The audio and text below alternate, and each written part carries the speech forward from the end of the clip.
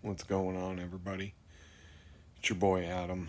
Another miserable Saturday awaits on in my way to the get ready to go to the bakery.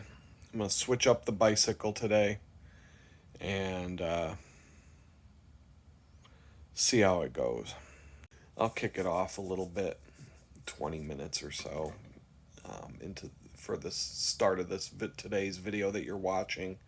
I don't know when you're going to be watching it. It is April 26th. And I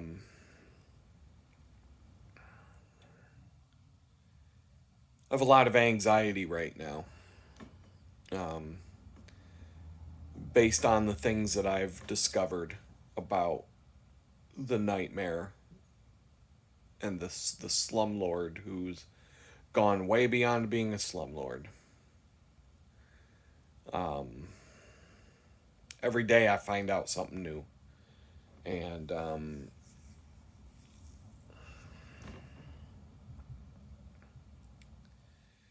so I'm supposed to be getting a paycheck in the mail for work that I've done. It was sent a week ago as of today. Still hasn't arrived. Now, it's a little bit premature to start speculating and starting to wonder, but there's a part of me that is starting to wonder, did this guy, I have all the reason in the world to suspect anything at this point. And I can back this up with the craziest shit.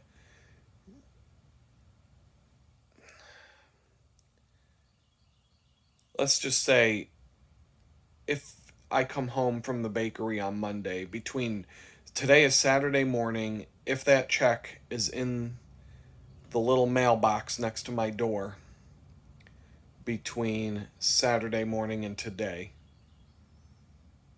and the other people that live here know I'm waiting for something to come in the mail because I've been checking the mail myself every day. But it would not surprise me if if this landlord took the mail and either tossed it in the trash or even worse. Now, if that check were to get cashed with a forged signature on it, someone's going to prison. But and I have every reason in the world to suspect that that's a possibility, but I don't necessarily suspect it. If that makes any sense. I'm not I'm not being accusatory because the mail can take time to get here. But if it's not here by the end of the day Monday, my client already see the client that I'm working with right now that sent the check, he knows everything that's going on. He thinks it's absolutely nuts.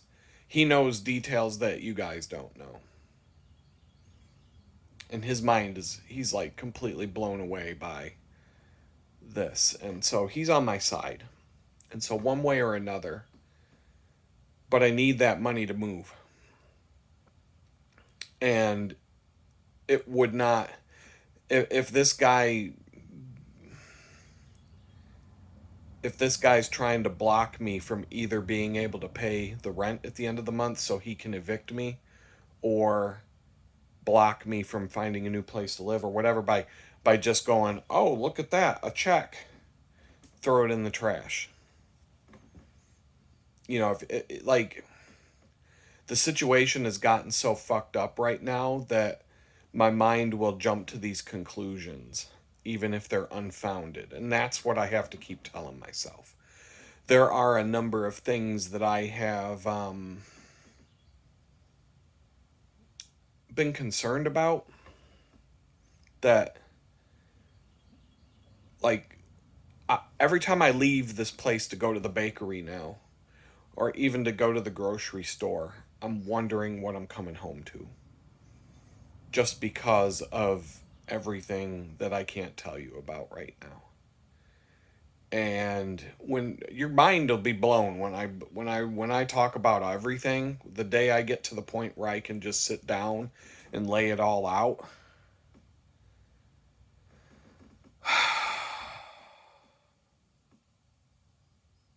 This is really like this is like a trust God kind of thing. Like this is one of those moments where I really have to trust him. Um, get ready to go. I don't want to spend too much time talking on the video here, but this is way beyond a crooked landlord story now. This is like, holy shit. um, but there's a part of me that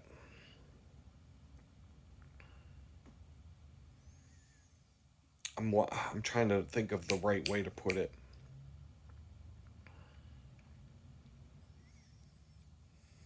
I have anybody in my shoes with all the knowledge that I have and everything that I've seen would be either as messed up in the head or worse than I am right now. Um, one pot. I'll go into the positive stuff. I put in enough billable hours this week to get another check in the mail, the same,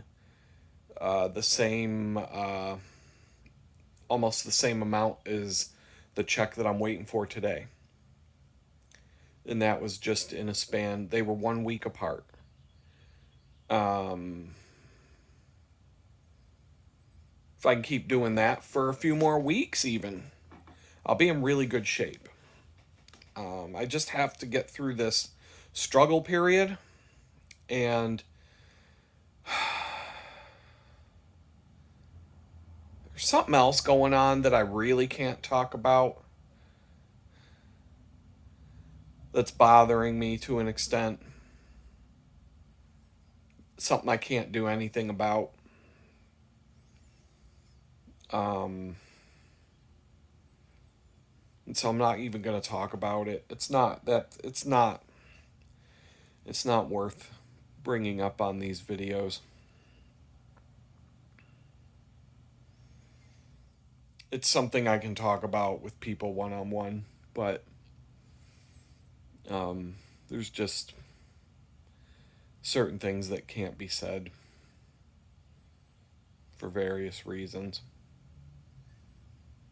There's a lot of that right now. That's what sucks. There's things I do want to talk about that I just have to wait until. I have to wait until I have to wait until I'm in a new place to protect myself from various things. And if you knew the whole story, you'd completely understand. Um,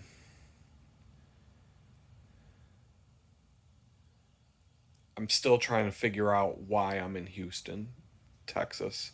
I'm really kind of at the point where I was even saying to my best friend down here that I don't know if this is the place for me. Um, but I also said to him what I'm saying to you. It's hard to judge a place by what I'm going through right now in my current circumstances financially and everything else, because I don't think there's a place that would be pleasant to live in the current situation. But generally speaking, I am not impressed by Houston, and it seems like from what people say, Houston is the worst place you can live in Texas. Um, for like lots of different reasons, and the things that I talk about, the assholes on the road, the rudeness, the like the dangerous psychotic nut job drivers, the fact that it's impossible to get around this city, no public transportation, etc. Somebody was telling me on a comment that Houston's great if you live inside the city limit. I think any place is great if you have money. I think that's the key. That's the key word. If I, the only thing about, like, I talk about living in Pittsburgh. The one thing, if I could have found a place to live and a job in Pittsburgh, even if it was a temporary place to live until I could get a job, one thing about Pittsburgh is the public transportation system is way better than here. Way better. Jamestown has no public transportation. Houston pretty much has nothing. Pittsburgh has pretty decent for the size of the city. It's actually really good for the size of the city.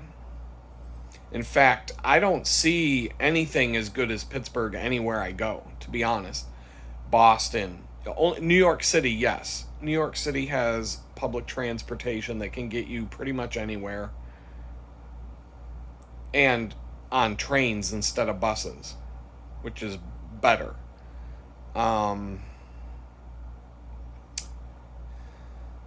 But if you have to get around most cities in America, you're pretty much fucked without a car. Bicycle in the city, having a bicycle in the city is actually faster than a car. And it's less dangerous to ride a bicycle in the city than it is to ride a bicycle in the suburbs. But Pittsburgh, like, if I'm in my mind, like, in general, I can't think of a place within, and I'm talking pretty far out of the city, anywhere within the county that Pittsburgh sits in. I can't think of anywhere that you cannot get to by bus or train, public transportation.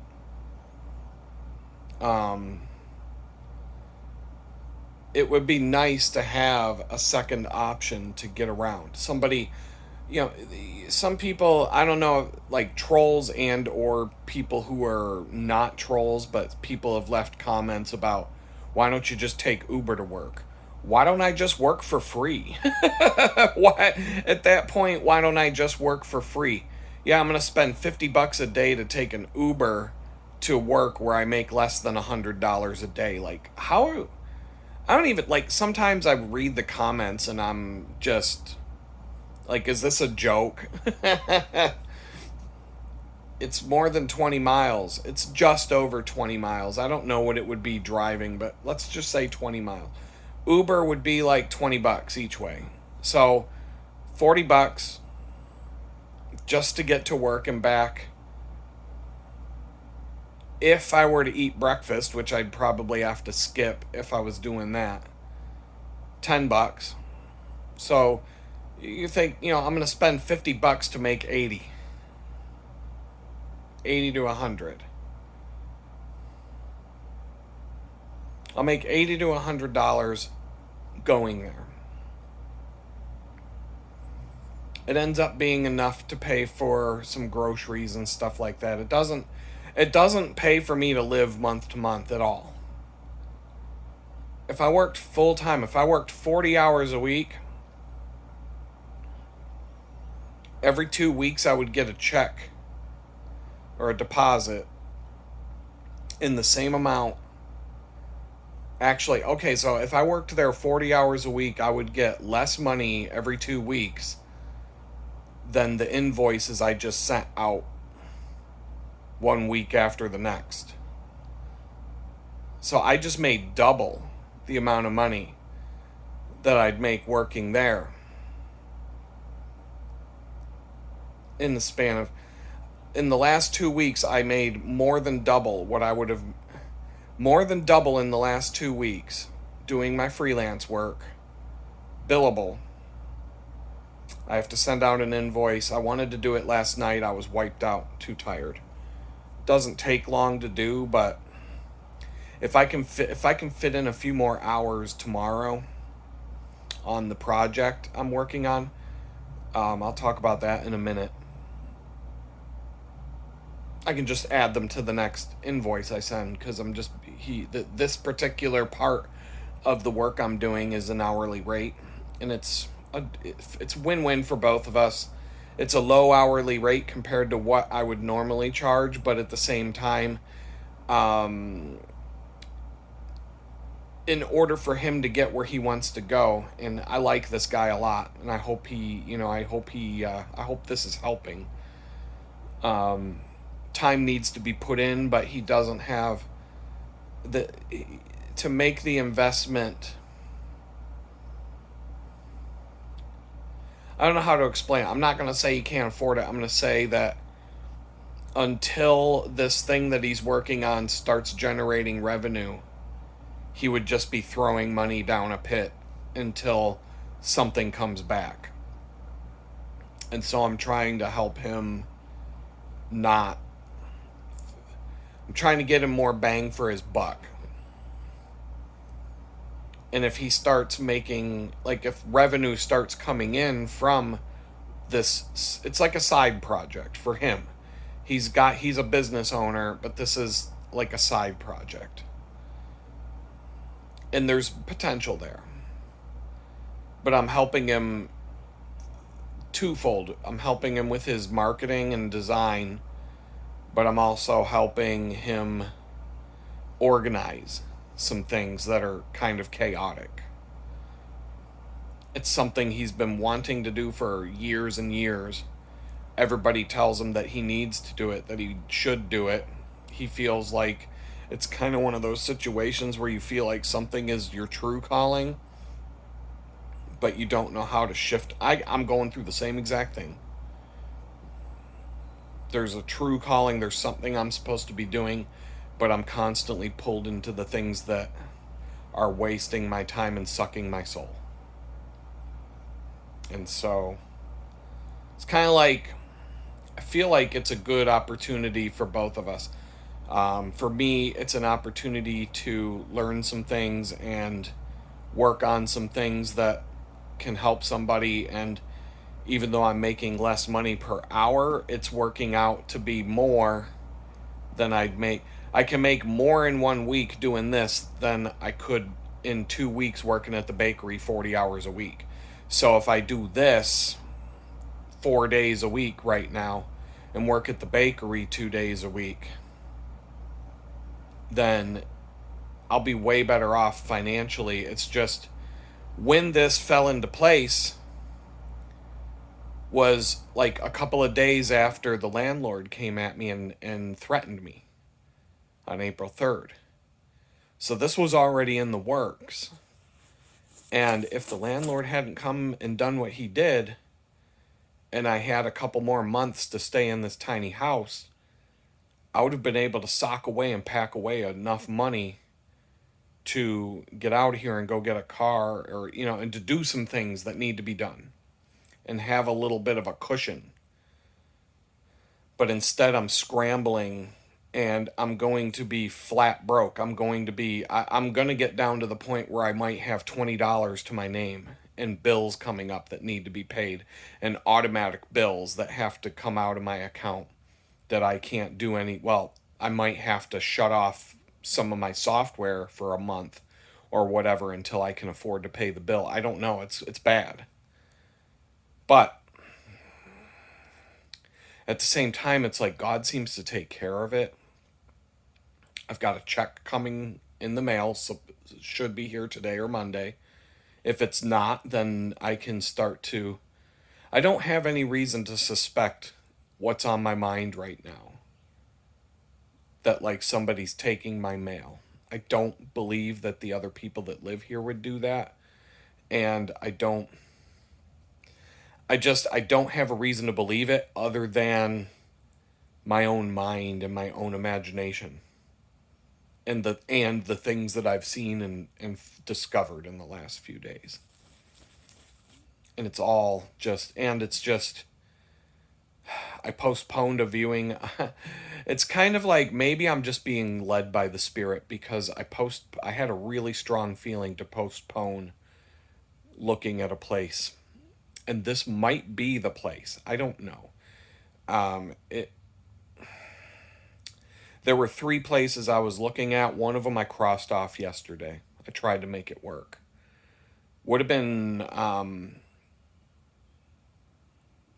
great. But the internet is not workable at all. So it's way out there, way out in the country. And that becomes a problem for internet service when you live way out in the country. And I've already been through this. I lived out in Amish country in Western PA. It was a regular house on a regular road, so internet was available, but there was only one option for high-speed internet. Take it or leave it. This company charged for internet service that you could get for 50, $60 a month in the city. It was like 120 a month out in the country, because the cable company had a monopoly out there. No competition. They could just do whatever they want. And you're at their mercy. Whatever happens, happens. Like, the only backup I had was I had a phone from AT&T, and the tower was pretty close by. And so I got really good signal strength on my phone.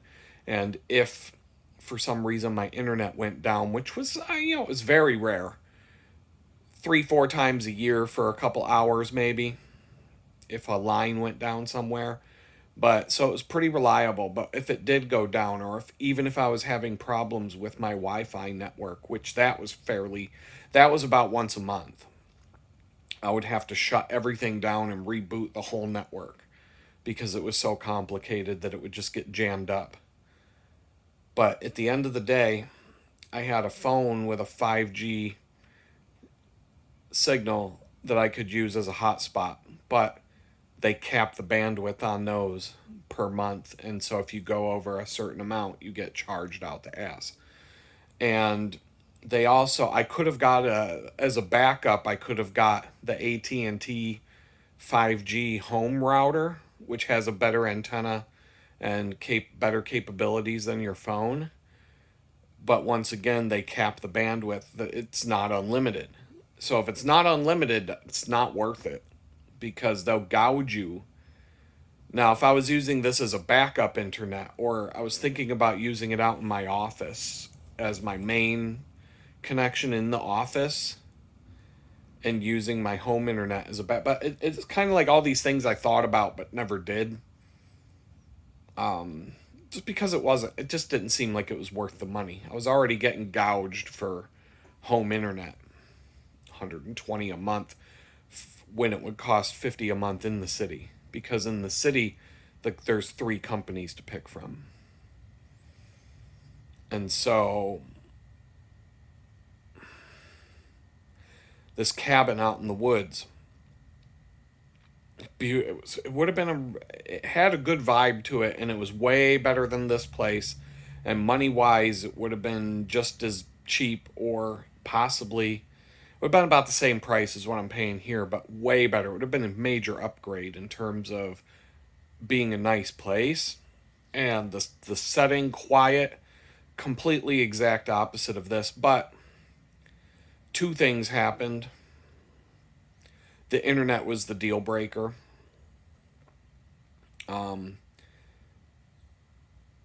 There's fiber optic available, but it's not hooked up to it was another tiny house. And when I called the company to find out and it was like some backwoods fucking hillbillyville internet company, and that gave me a red flag. But okay, fiber optic, I go to their website, I type in the address, it's available at the address, etc. But when I called them to verify if it could be hooked up. Number one, it was like the most lackadaisical country hillbilly shit you could imagine. They're like, you have to have a letter signed by the property owner saying that we have permission to install a line in the building. You have to bring that to our office in person, out in the middle of nowhere. Can't email it, can't, no other way. You have to bring it in. You have to bring it in person. What the fuck is that? I don't even know. Anyway, so I have to get a signed letter, bring it in person, and then they'll set up an appointment to come out and look at the feasibility of putting in a line. She said that could take 4 to 6 weeks, and she said by the time they hook up a line and get me set up with an account could be 2 months or more, at which I would have to go 2 months without any reliable internet. I'm like, no, done. Done. That's out of the question. My livelihood depends on the internet too much to deal with some hillbilly nonsense like that. So we're done. That's out. That's off the table. So there are 2 more places that are kind of in my pocket. One of which I can take my internet with me because it's a T-Mobile wireless home internet router gateway. I can take it with me, turn it on at the new place. It should just work right out of the box. And then I can change my address on their website, after I move, and that should be a smooth transition. I don't know what the signal strength would be there, but I'm assuming it would be similar to here. It's not even that far away from here. I could ride my bike over there and test the signal before I sign anything, if it came down to that. It's more expensive than here, but it's much nicer than here. The place is a lot bigger than this, but it's not ridiculously big. There's no washer and dryer hookups and no laundry available. I would have to ride a bike to a laundromat, and then I'd have to figure out how to do laundry. There's different things I could do, but laundry would be the biggest problem there. I'd have to pay the electric bill myself. I'd have to sign up for the electric, and then there might be a down payment, a security deposit, whatever. So, like, money-wise, but on the flip side, I was able to negotiate the security deposit for the rental unit to split into half. The guy offered to split it in half, so I would pay it. The first month I'd pay 1 month's rent, half the security deposit. The second month's rent, same thing. So the first 2 months would be the first month living there would be very, very tight and very stressful, I think, for all the different reasons combined. Moving is very stressful to begin with. Financially, it would be bicycle-wise, same distance from the bakery. Then there's a place to look at that I was supposed to look at a couple days ago. I gotta check the time. Okay. It's getting close, but I'm just going to lay it out. Thursday, I was supposed to go look at a place, but when I woke up, I was like, this does not seem right today. Don't do it. I canceled it right away, like early in the morning, like before 9 a.m. I sent the guy a message, and he got back to me pretty early. By 9 o'clock in the morning or shortly after, we were already in agreement to meet on Tuesday evening. Earlier, so that when I ride my bike up there, if I have to ride my bike, which I'm 99% sure that's going to be the case. If I have to ride my bike up there,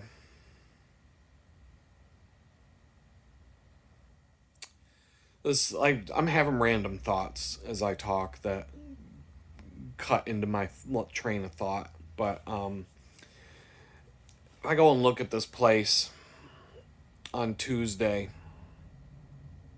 So anyway, Thursday, I canceled it. Bright sunny day, all day long, beautiful weather the whole entire day. Right at the time that I was supposed to meet the guy to look at the place, it started to downpour. And so Thursday, if I had rode my bicycle up there to look at this place, it's going to be a 54-mile ride total.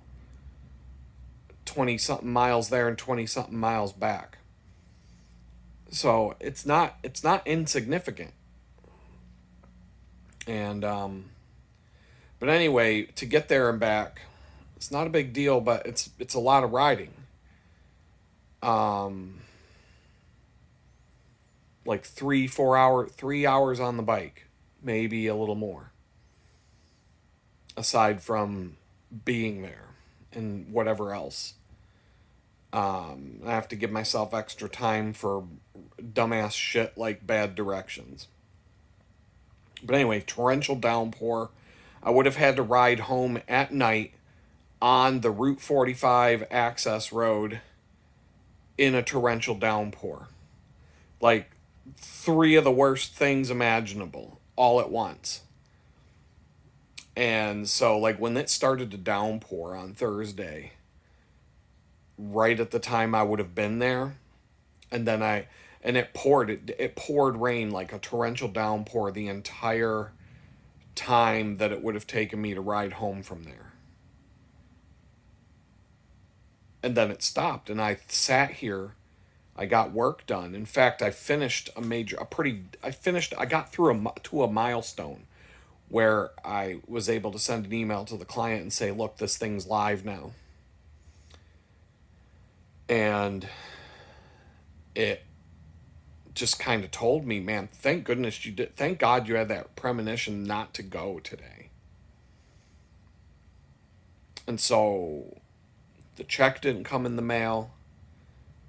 Like, what I'm hoping for is that Tuesday I have that check in my hand or in the bank deposited, and then I can go meet this guy. If I like the place, I can be like, okay, what do we have to do right now to make this happen?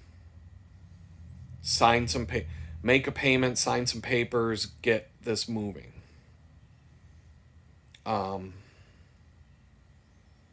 Whatever it takes. And it might be a pretty, I don't know what the word is, but we'll just see what the guy is like when I meet him.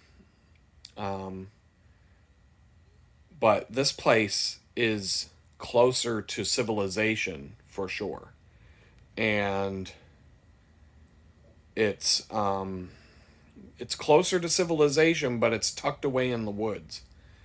And it's literally on a dirt road, but it's very close to an area where there would be lots of part-time jobs to try and get, kind of like where I am now, but a little bit not quite as walkable.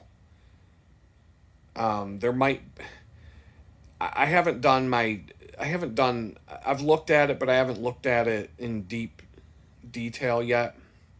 Washer and dryer hookups in the unit, so laundry will be a challenge until I get a washer and dryer. That can be taken care of. That I'm not, within a couple of months I can have that figured out.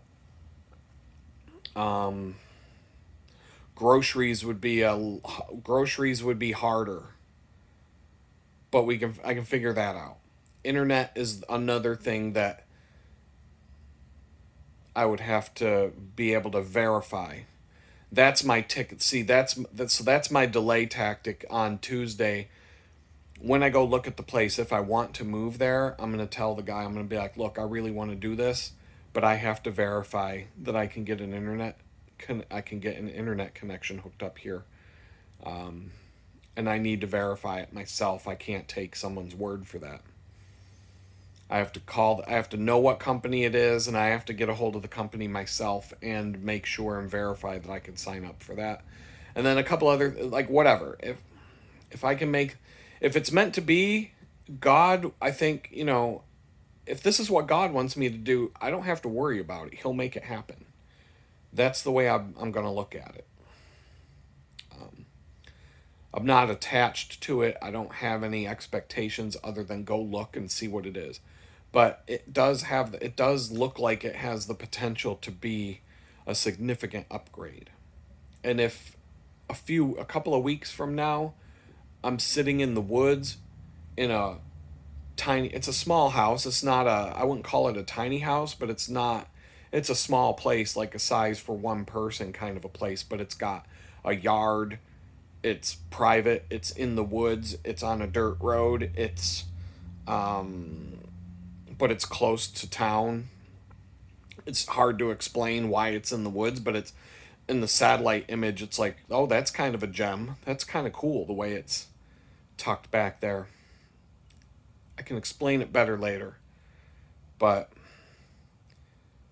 based on the photos, based on what I know so far, y'all make fun of me for having my curtains closed in this tiny house 24/7. And there are multiple reasons why I do that. If I moved into this place, you'd see that the windows are always open and there's always natural light coming in. Because it's that kind of place. It would be a significant upgrade.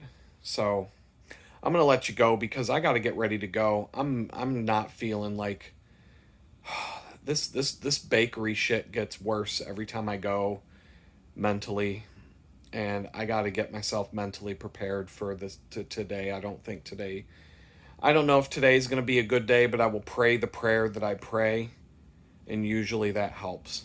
Anyway, I'm going to let you go for now. Peace. What's going on, everybody?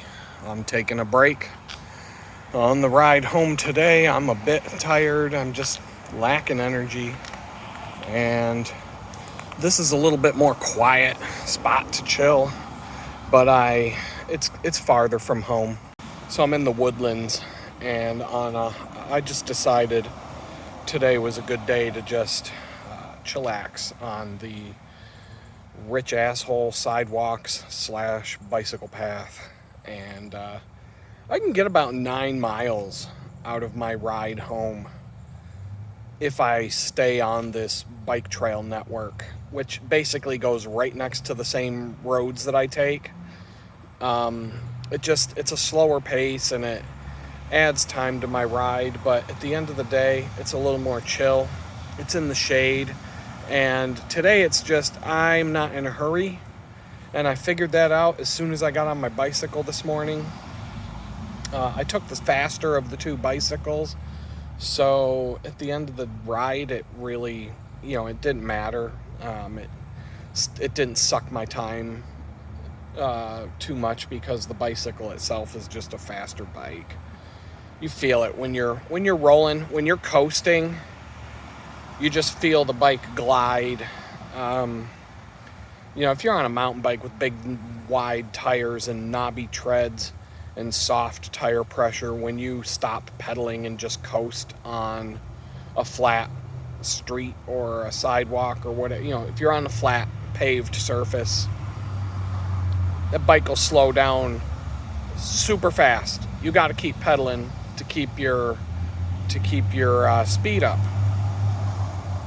On this bike, this road racing bike, well, it's not even really a road racing bike, but it's pretty close. I would do a race on this bike. It's got the road racing geometry. It's just supposed to be a little bit more comfortable than a road racing bike, but it's a pretty aggressive, fast bike. It's got thin tires. I think 700 by 23C, which is it's about the thinnest you can buy right now.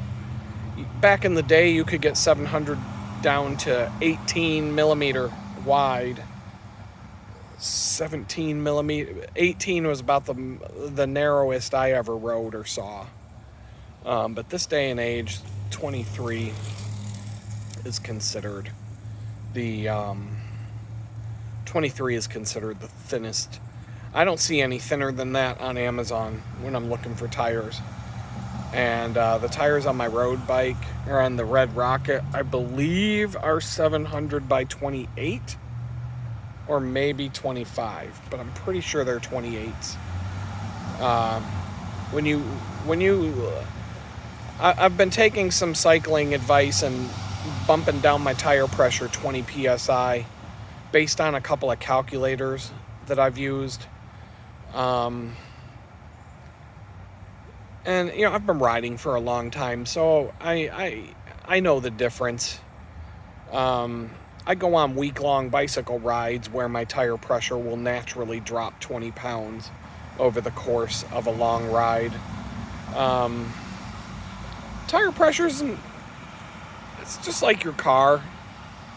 The softer the pressure, the cushier the ride, and the better the traction going around corners and stuff like that, because your contact patch of your tire is, there's more of your tire gripping the road. But there's still something to be said about having rock hard tires. But science will dictate otherwise. But when the tires are rock hard, the bike glides like crazy. If the road surface is really smooth, the bike will just glide, and you put almost no effort into it, and you start hauling. But when the road surface has texture, or you have to make tight turns, things like that, then you want to have your PSI a little bit lower. So it's kind of like, I noticed the difference. Softer pressure, you might not, you'll have more rolling resistance, but the shock absorption and grip in the corners will probably result in you getting an overall faster time. But I don't know, the fastest time I've got from going from the bakery to my house, the tires were super firm, as much pressure as the tires could hold. The rating on the sidewall right up to the limit. So I don't know. But yeah, today was an interesting day. I'm hoping that there's a check in the mail when I get home. And like, there's part of me that just wants to haul ass and get home to see if the check is there. But does it make any difference? No, it doesn't make any difference what speed I take, whether I decide to sit here and chill for a minute and talk to y'all. Makes no difference at all. So, but without that,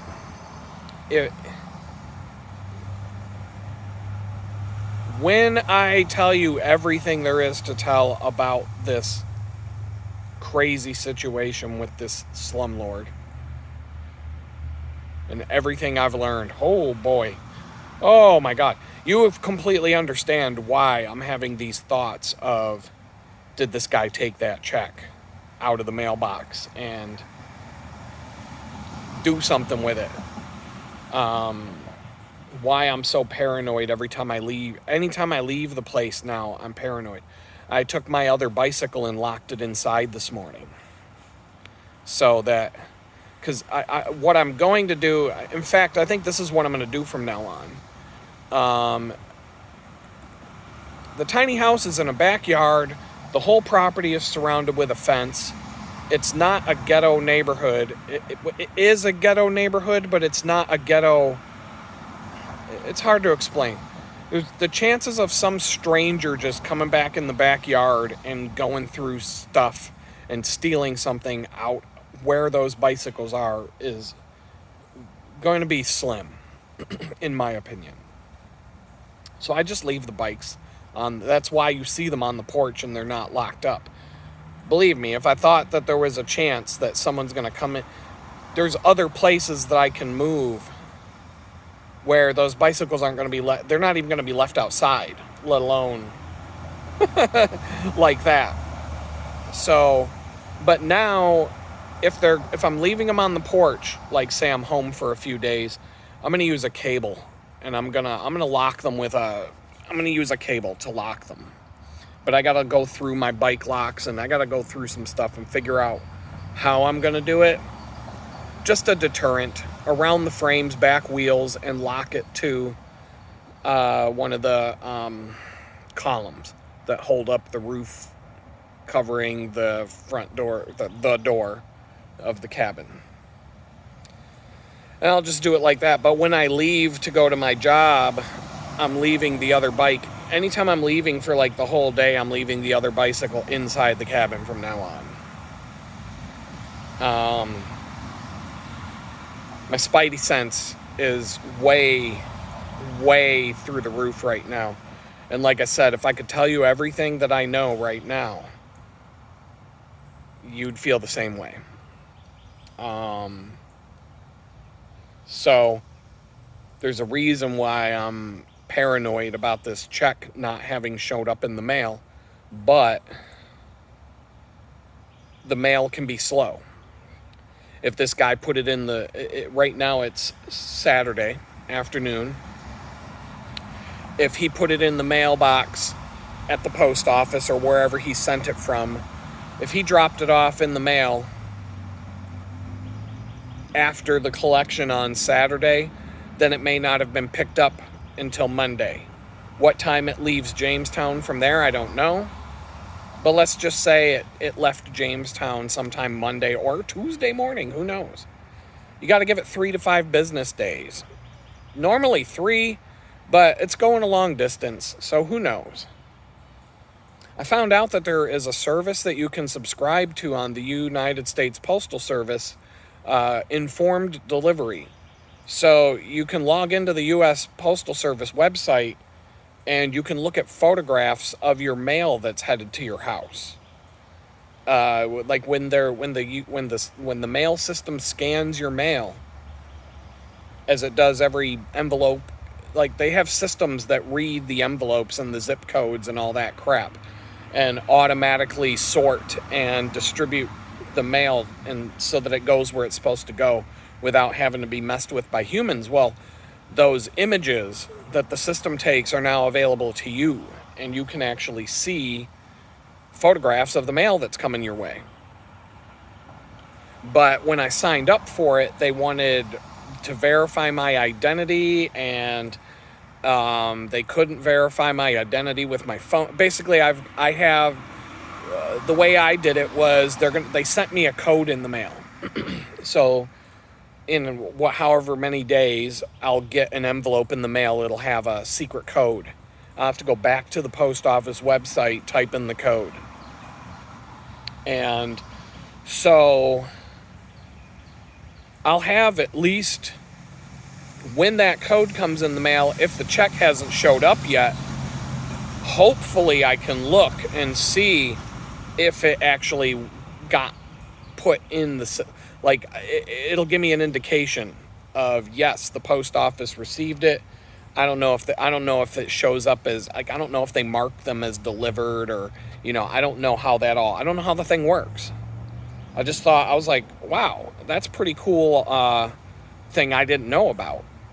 So I'm gonna sign up for that every place I live now, just for this reason. If you're expecting something in the mail, you will be able to possibly, I don't know if it works, but potentially you can see your mail before it comes, so that like if you're expecting something, you can check to see if it's on the way. And I think that's, it's peace of mind. But if this, I got to give it to at least Monday. And I got to work at the bakery on Monday, so I'm going to be gone all day. Come home.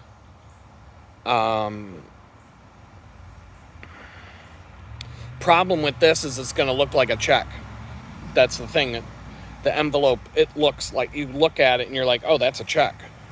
And that's why I'm but if I told you everything there is to tell, you'd understand why I have every reason in the world to be paranoid right now about this guy and everything that oh boy.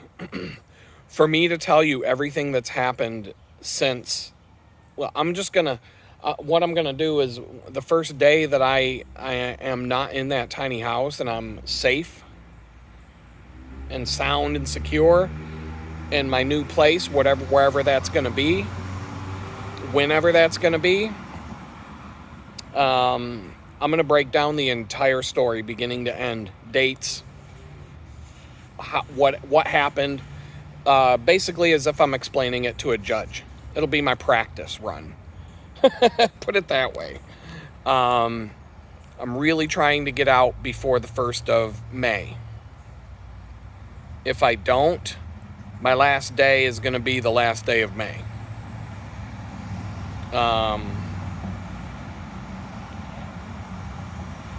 So I don't know what I'm doing from there. I don't know how. I've got one more place to look at. Another one popped up today that was interesting. The one I'm going to look at on Tuesday seems really promising. Money-wise, it's tight. Super, super tight. Probation, all the things that I have to do to move are ridiculous. Getting lots of shitty fucking comments on the channel lately, that's for sure. People love to kick you when you're down. People love it. Like I keep saying, people don't go to auto races to watch auto races. They go to auto races to watch auto crashes. That's why they go. That's why the Daytona 500 has all them people sitting in the seats. They don't give a shit about the cars going around in circles all day. They're there to see a crash. That's what they're there for. That's what they paid for. So, it's just, my channel is proof of that. Proof. Because whenever I report that things are going wrong, people love to just kick and all the same trolls that used to show up when I was homeless are right back. They disappeared for months. Didn't get a single fucking comment from any of these douchebags, and all of a sudden they're back. Which means they watch every video. They watch. They come back to the channel and they watch and watch and watch, and they're glued to the fucking screen watching my dumbass channel on YouTube so that they can wait until I'm slipping backwards and go, ha ha, you piece of shit. But I did get another comment from somebody who I don't consider to be a troll. I'm not going to name names. I'm not going to say the screen name. Basically, it was a comment along the lines of, you need to get off probation and get your shit together and work on your business. And there's so much ignorant shit people say to people who are in prison or on probation or going through that system, as if the person in that position has any say in the matter. Okay, I don't understand. I don't know how I can be more blunt about it, but it's not my fucking decision to get on or off probation. If it was my choice, I wouldn't be on probation. If it was my choice, I wouldn't have went to fucking prison. That's up to a judge. That's up to a judge. I've done what I can do. Is there more I can do? Probably. But it's a fight. You have to fight for it. But, like, people will say dumb shit. Like, when I was in prison, people would say things like, not people in prison, but people out in the outside world would just be like, oh, just call so-and-so and find, and blah, blah, blah, and this and that. And I'm like, I guess, well, you can't put yourself in the person's shoes unless you've been in them. But when you're in prison, you don't just get to call so-and-so and such and this and that and the other thing. Just to make a phone call is not something you can just do whenever you want. People think, oh, you've got nothing but time on your hands when you're in there. You might be locked in a fucking cage for 3 weeks without even being able to take a shower. A 7-foot by 12-foot box with a steel bed and a toilet and a sink that are the same thing right next to the bed. And all you can do is, if you're lucky enough to have some books, you can read books. You could spend 3 weeks in a room like that, not able to take a shower, not able to use the phone. But yeah, just call so-and-so and such and do this and do that as if you have a fucking say in the matter. You don't. But even when you're on probation, it's not like, oh yeah, just get off probation. Just do it. Just do it tomorrow. It's like, holy fuck, man. Like, if you've been on probation, if you've been in the system, if you've been in prison, I know people show up to my channel who have. Leave a comment in the comments below. Tell the people how much freedom you have to just, get off probation. Just do it. Just get off probation tomorrow. I've got 2 more fucking years of this shit. I don't get to choose whether or not I get to be done with it. They tell me when it's over. So, it's ridiculous. Hello. It's ridiculous, some of the things that people say. It's like the guy, okay, here's something I did. I've been talking about the guy who got mad and like threw a giant temper tantrum. I approved his comment, full of expletives and calling me names and telling me I'm a piece of shit, all because I said you can't just walk down the street and be a truck driver. That's like there's this blue collar mentality that people like that have when they talk to someone who worked in an office. I didn't have a white collar job. Okay, I didn't have I had a Star Wars t-shirt job. Okay, that's what I wore to fucking work. I didn't wear a blue collar or a white collar. I didn't have a fucking collar on my shirt. I wore a Star Wars t-shirt. If I came to work in a shirt that had a collar, and it would have been a button-up shirt, probably blue or black, would have been like a button-up shirt, untucked, short sleeves, and the only reason I'm wearing it ironed is because I'm meeting a girl after work for drinks or something, like I have to look more presentable. But if I showed up to my jobs, in my design jobs, my software company jobs, if I showed up to work in a shirt that had a collar, people be looking at me going, "What's going on, Adam? You got an interview today? Why are you all dressed up today?" I was expecting a Darth Vader shirt or a Yoda shirt or the classic Star Wars logo or something. What's going on? Why are you all, and you shaved and you got gel in your hair? What's going on, Adam? You looking for another job? What's going on? So no, I didn't have a white collar job. I had a Star Wars t-shirt job. I made a lot of money. Is that a white collar job? I don't fucking know. You sit at a desk, you write code, you design shit, I drew pictures all day. It doesn't mean it does not mean that I have disrespect for people who drive trucks and do physical labor. I'm doing physical labor every day. And I'll talk about that in a minute. I got time. Today was a very interesting day. So I'm going to get to that in a minute. But I did look up. I used the power of AI. What do you have to do to go to trucking school? First of all, I was like, how do you get your CDL license? And I asked a bunch of questions about it to Grok. And then I said, okay, now how do I get a job as a trucker? And what are the chances of me getting a job as a trucker with a felony conviction? All right, so I'm going to talk about all 3 of those things and what I learned. CDL license costs about $5,000 to go to trucking school. It's going to take about 6 weeks, they said. 6 weeks if everything goes perfect and you pass all your tests and everything goes perfect and you don't fail anything. About $5,000. I think it was about 6 weeks, give or take, full time, 40 hours. Like you're not going to have a job. So you got to come up with $5,000 to go to trucking school. Plus you've got to be able to pay all your bills and, all that shit that goes with that. Pay your car payments, your rent, your bills, your electric, your phone, whatever, all your bills, food, everything else for 6 weeks. So you got to have $5,000 for the trucking school. Plus you probably got to have another $6,000 just to squeak by while you're not working for those 6 weeks while you're going to trucking school. All right, now you get your CDL license. There's some other fees and state bullshit and got to pay for this, got to pay for that. But okay, fine. 2 months. Let's just say 2 months. You get your CDL. You got to pay your bills for 2 months while you go to trucking school.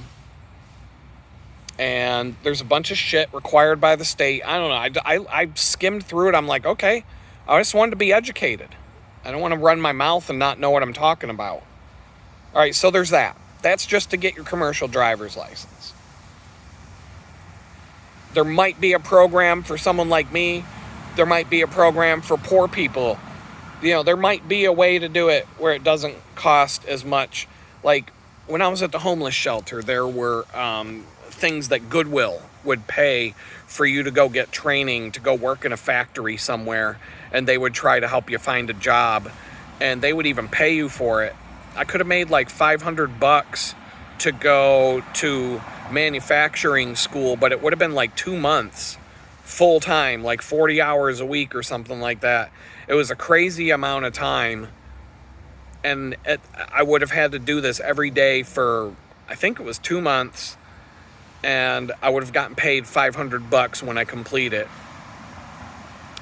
The reason why I said no is because I was just putting my head down, looking for a job, and a bunch of other stuff.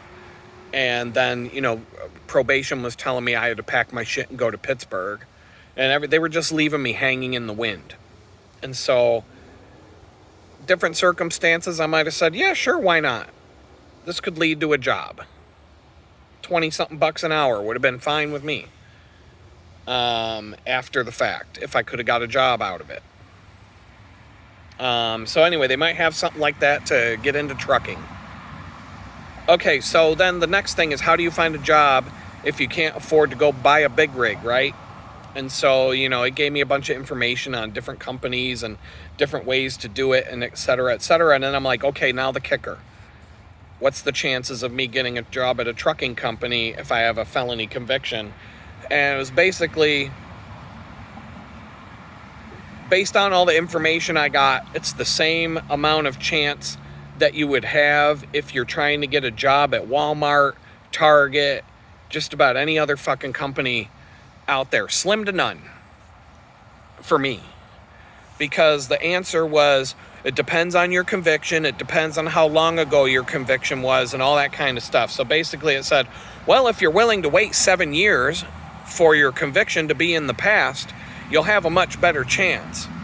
Which means no chance in hell, after spending $5,000 and 2 months of your life going to trucking school, and then you go and apply to company after company after company as a brand new truck driver with no experience and a felony. Guess what? You're not getting a fucking job as a trucker. Tell me I'm wrong. Fucking Burger King won't hire me.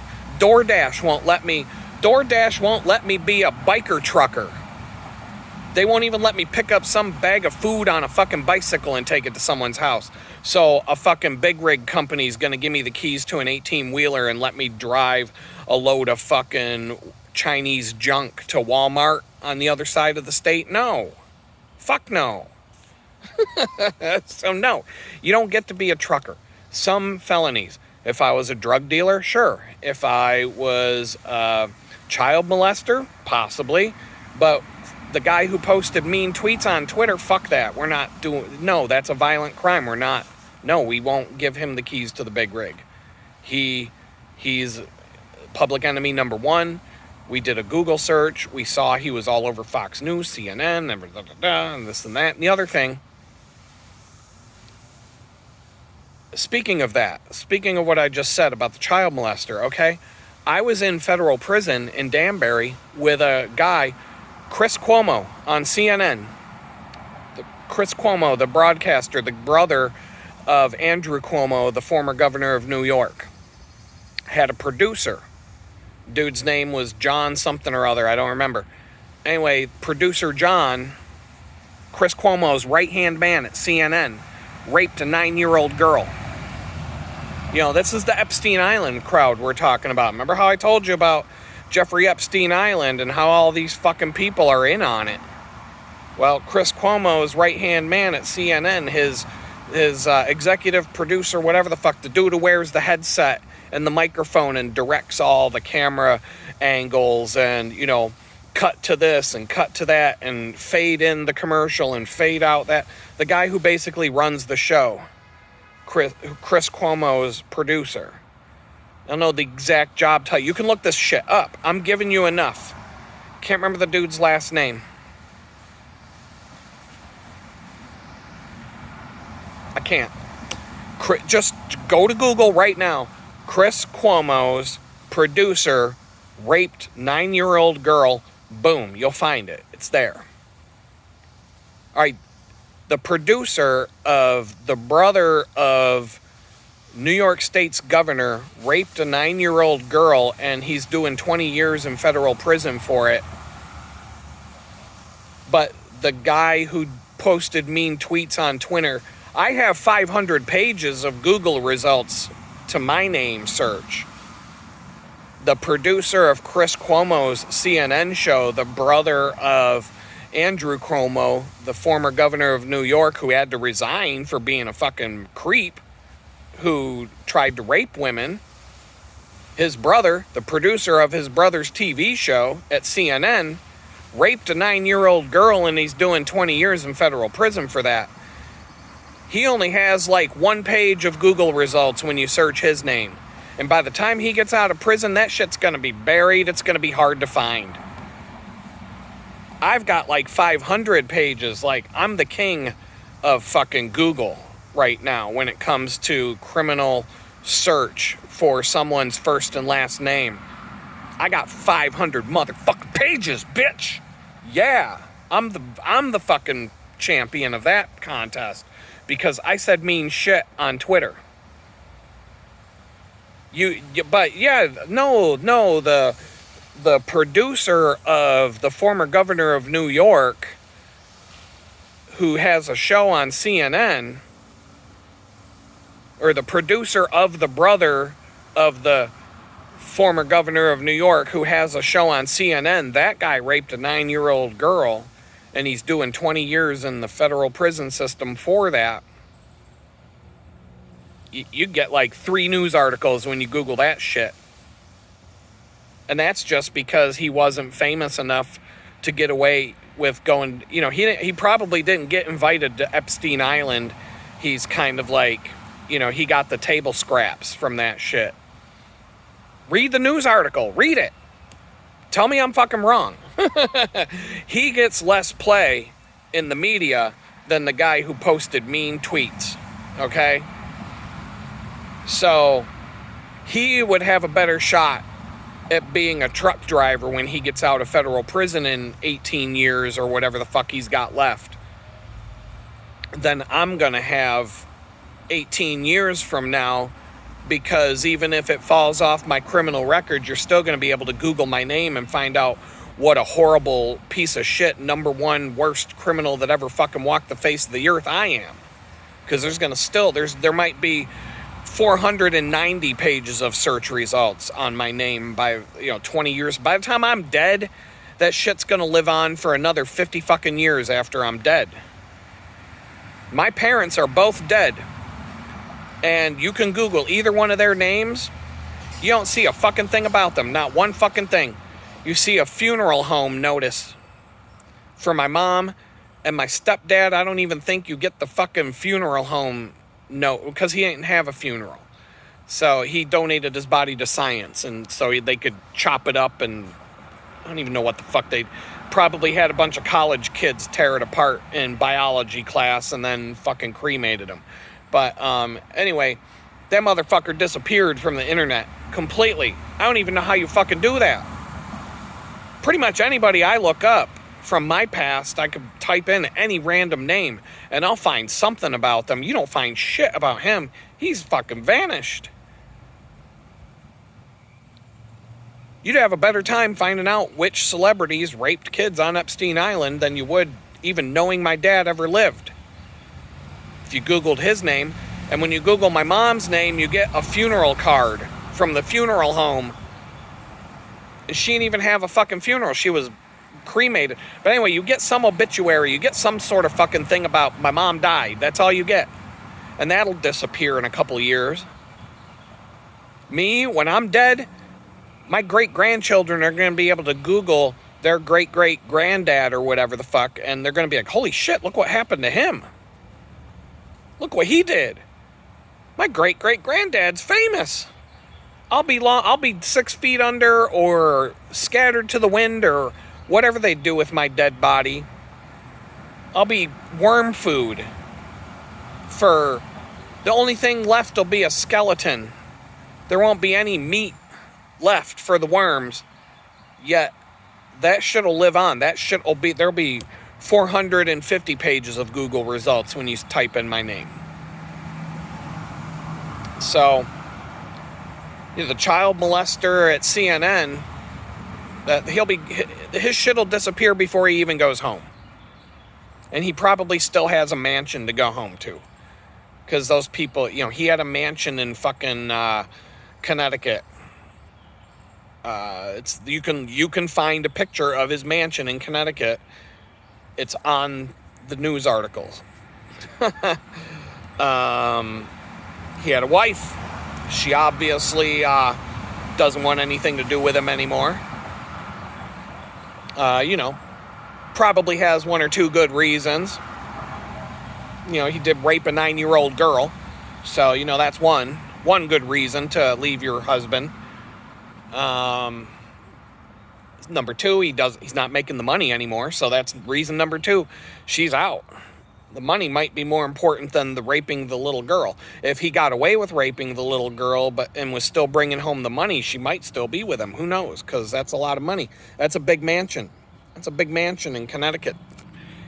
He was driving a $100,000 Tesla something or other. I don't know. I mean, fuck, I knew this guy. I fucking went to spin class with him every day at Club Fed. Can't remember his name, though. I don't remember any of the names. I've had to put that, it's not like I'm going to be like, hey, buddy, what's up? Sending letters through the prison mail system and shit. No, it's not happening. I'm not allowed to. Probation forbids it.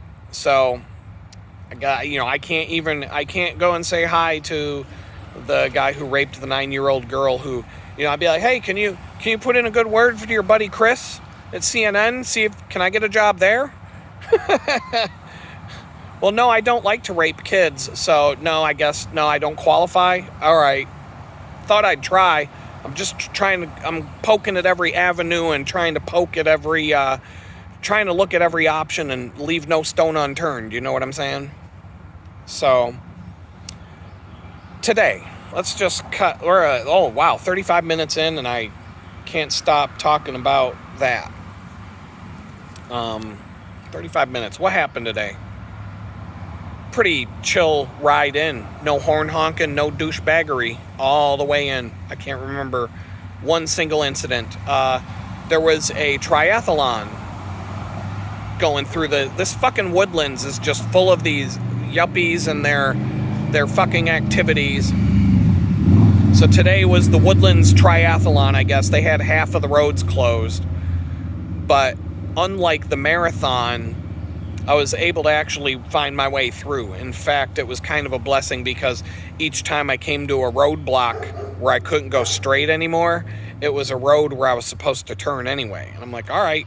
And then I'd just kind of get nervous about, when I get to the next road where I have to turn, I thought I was going to get blocked at some point from being able to cross the Woodlands, but I didn't. So that was nice. I did see some of the cyclists and their time trial bike setups and some of the runners I saw. So, but, I figure that's, by the time I come home, that's all those cones and roadblocks will be picked up. That's not going to be something I got to worry about on the way home. And then I get to work. And I don't want to, say a person's name. But there were a few interesting things today. So somebody I work with, I don't know how we got to talking about this. We got talking about the medical quackery. She was a nurse.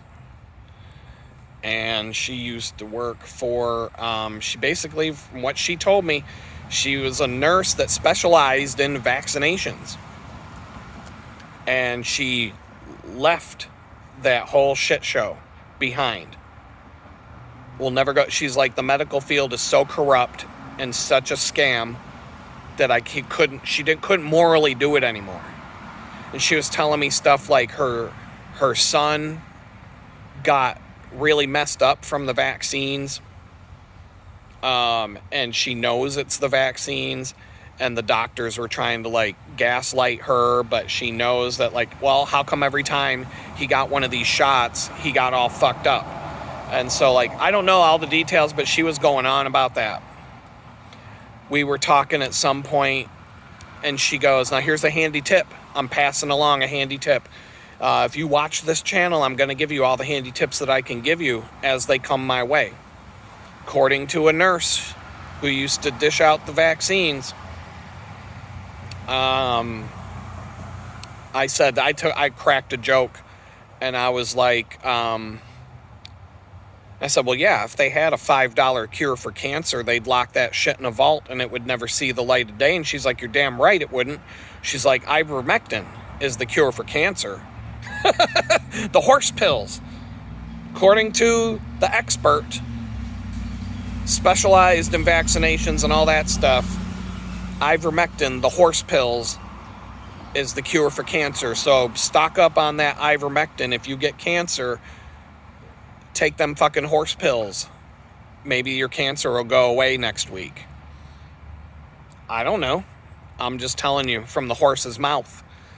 Don't take it from me. Take it from someone who was a nurse for many, many years, saw all the corruption, and she was talking about how the doctors just prescribe pills after pills after pills. Someone will come in, some old person will come in already on 37 different prescriptions, and he'll be like, well, here's 2 more. And she's like, they never talk about diet and food. Why? She was mad. She's like, most of these people can be cured by just changing their diet, but the doctors never want to talk about that. They don't want to talk about nutrition and food and stop eating the garbage and eat healthy food and you won't be sick anymore, because they just want to keep pumping people full of pills and all this and that. But anyway, according to the expert, ivermectin is the cure for cancer. If you get cancer, go get yourself the fucking horse pills pronto. I'm not kidding. Fuck, man. Ask, did Mr. Ed ever get cancer? No, Wilbur. I didn't. I don't know how Mr. Ed died, but I'm going to say it wasn't cancer. Horse cancer. Probably some other fucking thing happened to him.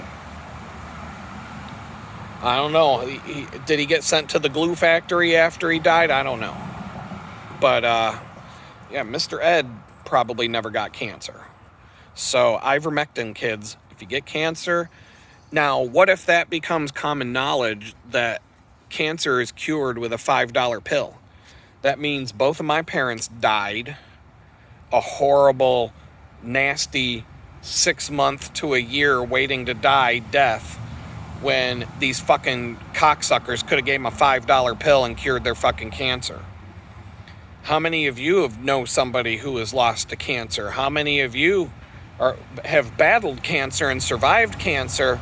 What if you find out someday a $5 pill was all it took, and these motherfuckers knew that a $5 pill would have cured you and got rid of your cancer like that? Like taking fucking Robitussin for a cough. Boom, gone. You're going to be a little bit pissed off when you find that out? If you find out that that's true, you're going to be a little upset about that shit? Can you imagine a whole nation of America finding out that that's all we would have had to do to cure everybody who had cancer? Because there's nobody among you that doesn't know somebody who had cancer, doesn't know somebody who died from cancer, probably has somebody in your family that died from cancer, and you yourself may be a cancer survivor. What if you find out that these motherfuckers had a $5 pill that would have cured your cancer, and they just fucking lied to you and held that shit in a vault and kept you from getting it? Said, oh, that's horse pills. That's for horses. That's not for people. So, what do you think's going to happen when that day comes? What do you think? You think Dr. Fauci's ever going to be able to walk down the fucking street in public again when that day shows up? You think Dr. Fauci's got more than like a week left in his life the day that people find that shit out en masse? Come on. So that was the interesting thing today. First interesting thing. And then the second one was I had to do, it's bakery, so there's bakery things to do, and we were making some butter cakes, and I am a masterpiece when it comes to paint. I'm the Bob Ross of butter painting. I know exactly how to get the butter exactly right to paint the baking tins for the butter cakes, and to get the sugar. What's going on, everybody? One of the I don't know how to fix this on the phone. I don't know if it's a setting I changed. I don't know. There used to be a big low space warning when I would be filming a video. It would tell me, you're running out of space. About 10 minutes before the space would run out, it would give me plenty of time to wrap up what I was saying. Now I'll be in the middle of a sentence and it just goes, out of space, done, suddenly. So that's what happened right there yesterday, almost 24 hours ago, actually. But I'm so tired when I got home yesterday that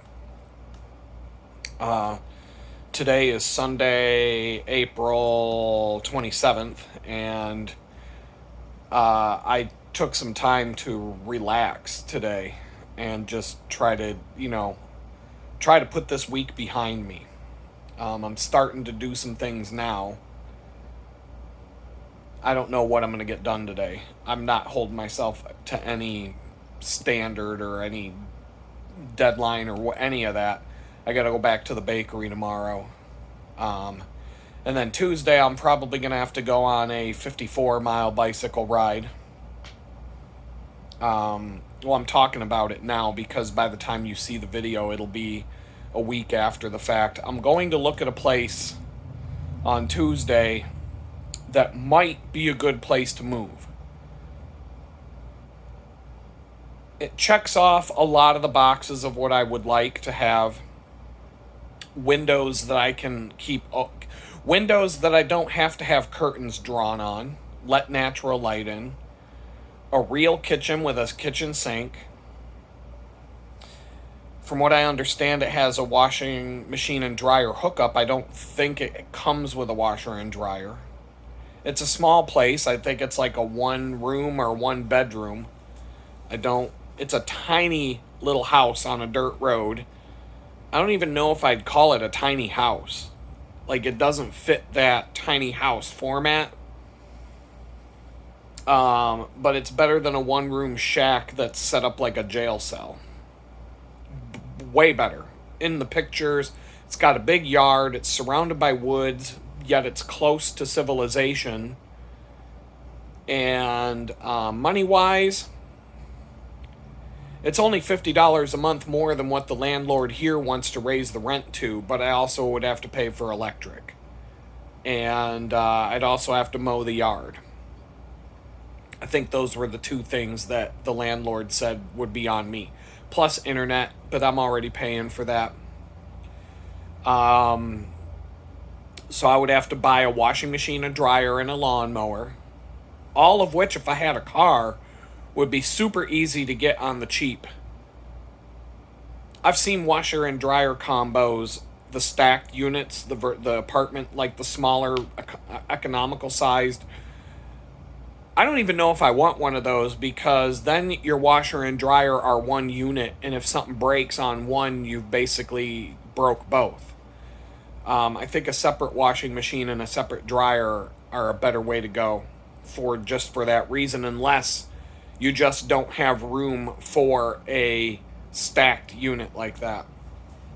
Or unless you don't have room for anything else. So let me think here. Let's go back to, I'm going to make one comment about some douchebag's comment.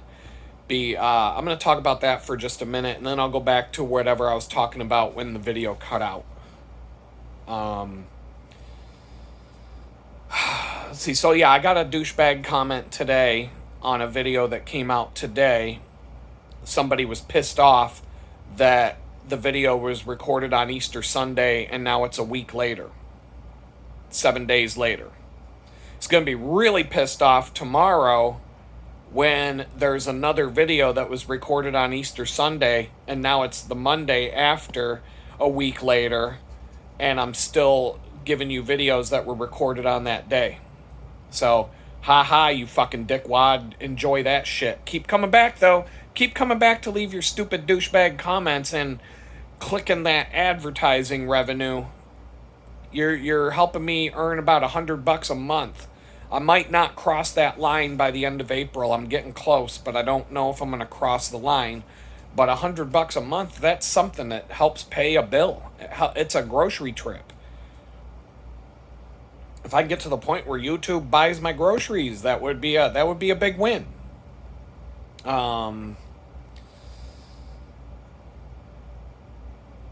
In some ways, YouTube did buy my groceries for the whole month of April. So those of you who threw money into the digital chicken bucket at donate.litgood.com, I thank you all from the bottom of my heart. It really means a lot, and it shows me that, there are people out there who do care and who are, like, it changes my perception about people in general when somebody does something like that. And I will reach out to every single one of you if I haven't by now. When this video goes live, I will have. There's no doubt about it.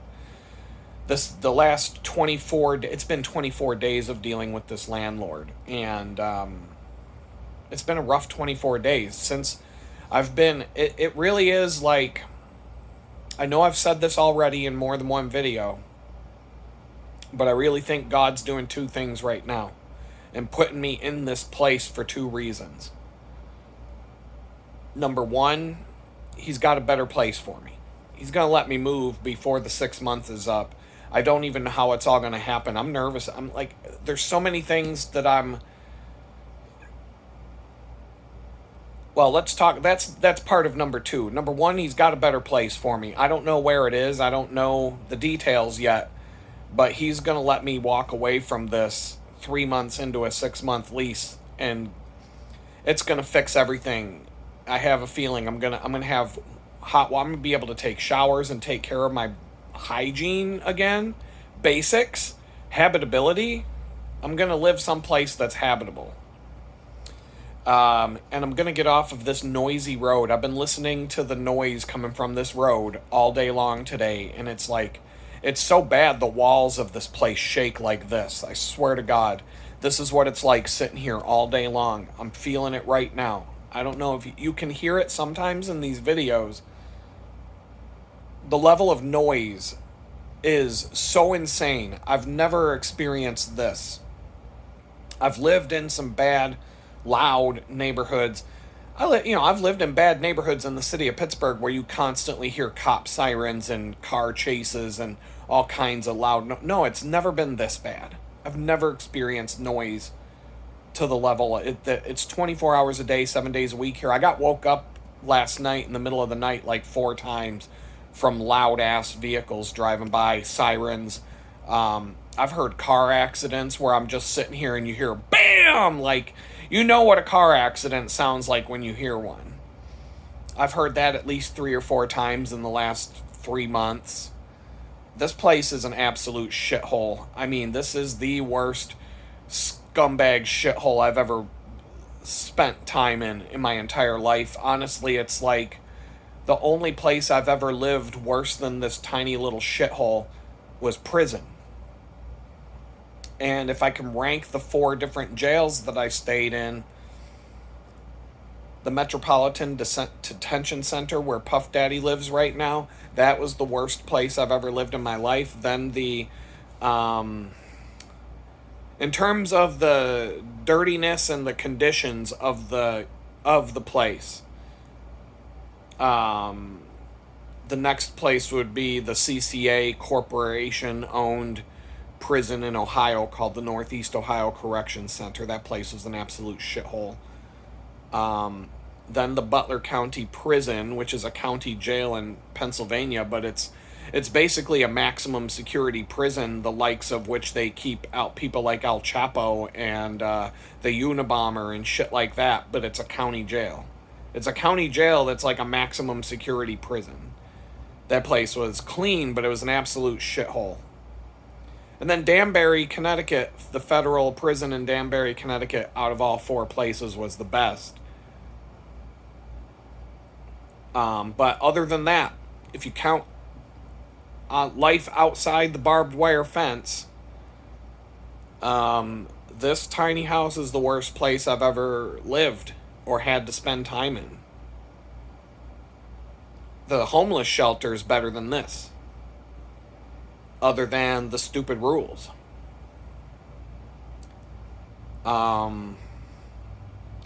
So I thank God, number one, He's getting me out of here. He's given me everything I need to get out of here. I don't know how it's all going to work out. It's all tight. It's all by the seat of my pants. It's literally no different than any other day of my life since the day I got out of prison, flying by the seat of my pants, basically trying just to survive one day to the next. I don't get to even live paycheck to paycheck or 1 week to the next. I'm literally struggling to survive one day to the next day. And it doesn't matter which phase of this we're talking about.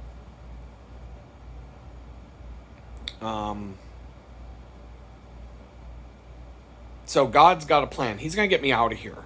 It's obvious at this point.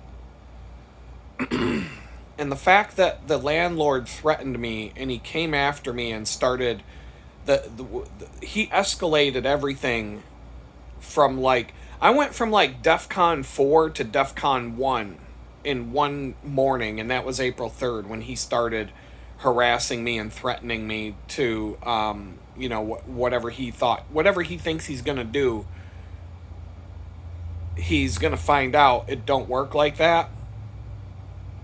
Number one, you can't raise rent in the middle of a lease. The judge is going to throw that out. Number two, you can't throw somebody out of a place without an eviction court order. And I'm going to be able to go to court and show the court the evidence of everything this guy has done. And by the end of the day, this guy's going to owe me $10,000 or more. But that's if he goes to that level. No matter what this guy does, I'm going to win. So I don't need to be worried about it. But the inconvenience that it's caused and the stress that it's caused and the extra hassles and everything in terms of what it's done to my life has been an absolute nightmare. Even though I'm going to win, sometimes the fight's not worth fighting.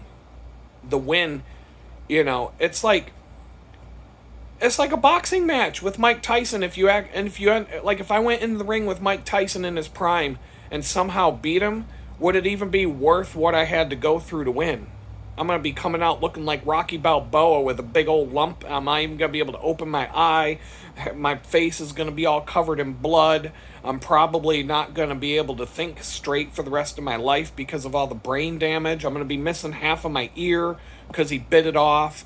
But even if I go through all of that and I end up winning, was it even worth getting in the ring? Even if I win and I'm holding the belt at the end of the fight, if somehow I walked away from that the winner, going the rest of my life with brain damage and half my ear bit off and all the other things that go along with that, with living in my mansion, never having to work again, would I look back and think that it was worth it? I don't know, and that's kind of where I'm at right now. So the second thing, I'll just talk about it. I don't want to talk about it because this is not where I need to be spending my mental time. But I've shared more than once on these videos that I don't know why things ended up the way they did with my ex.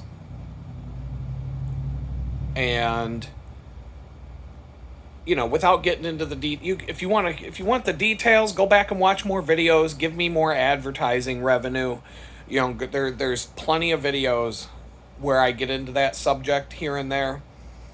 And so there's a little bit of detail here, a little bit of detail there. I'm not going to tell you where they are because I don't even know. Go back and watch all the videos and give me that ad revenue, make the clicks go up. Take an old homeless video and make it go viral again. Do what you got to do. I'm not going to sit here and dwell on it. But what I am going to talk about is when all of the negative things happened there. There were two landlords going after her simultaneously. She owns a business, and had a place to live. An apartment that she set up for us to live in together. In fact, when I moved out, the apartment was almost empty. And in fact, the only furniture that was left in the apartment after I moved all my stuff out was my stuff that I just decided, fuck it. I'm leaving it behind because there's no room in the moving van for it. And I don't want to come back to get it, so do what you want. A couple of mahogany dressers, a nice mirror, a bed, and then some other stuff that I was trying to sell on Craigslist. So anything that was left everything in that apartment was mine. But anyway, that's not the point. The point is that apartment, the landlord for that apartment was a piece of shit slumlord. And he said he was going to do this and that and the other thing, and he not only didn't do any of it, but every time he went to like fix something or do something that he said he was going to do, he ended up making the situation worse. Identical to what I'm going through right here with this hot water. I started out with an electric on-demand water heater on day one that didn't work, but at least the water wasn't ice cold. It was like lukewarm at best. And then I went from that to a natural gas on-demand water heater that this dirty fucking slumlord hooked up to a propane tank from a gas grill, a 20-pound propane tank. And so he almost caused the place to explode from having a fucking rig job done to a fucking. Now he's playing around with gas and propane and he drilled holes in the regulator hose to make the gas flow better, and all these different things that he did that are illegal, and I could definitely get him in trouble for that alone. And then he had some, crew that he found in a Home Depot parking lot come over and put natural gas lines to the place. And none of this shit worked, and now I don't have a water heater at all. None. And the water doesn't even turn on when you turn on the hot water tap. And I had to force him to give me cold water because he tried to shut the water off completely a few weeks ago. And he just keeps saying every day, he's like, oh, I'm going to fix it one of these days. One of these days, I'm going to fix it. So now he's at the point where he's driving me out of here because he wants more rent. Anyway, back to the point. That was what was going on in the apartment that I lived in Jamestown. Or right around the time I was coming home from prison. The landlord was doing all of this. And the landlord was spreading rumors around town about me. Saying that I was a convicted murderer who was about to come home from prison. Spreading around rumors around the whole neighborhood that I'm a convicted murderer who just did a long prison sentence and I'm coming home. I'm coming back to town. To get everybody in the neighborhood all worked up and scared that a murderer's coming home to roost. All kinds of shit. There's so much shit with that fucking landlord. And then she owned a business, and the landlord of the business was trying to rip up the contract of the lease agreement and kick her out of her business. And I don't like, I'm not naming name. I don't want to talk about it any more than that. But all I'm saying is, when I look at the date that this fucking landlord came and attacked me and started threatening me and did all this shit that basically turned this situation from a bad situation into a complete and total nightmare. It was only 24 days ago, and I'm out of my fucking mind. Like, completely out of my mind right now.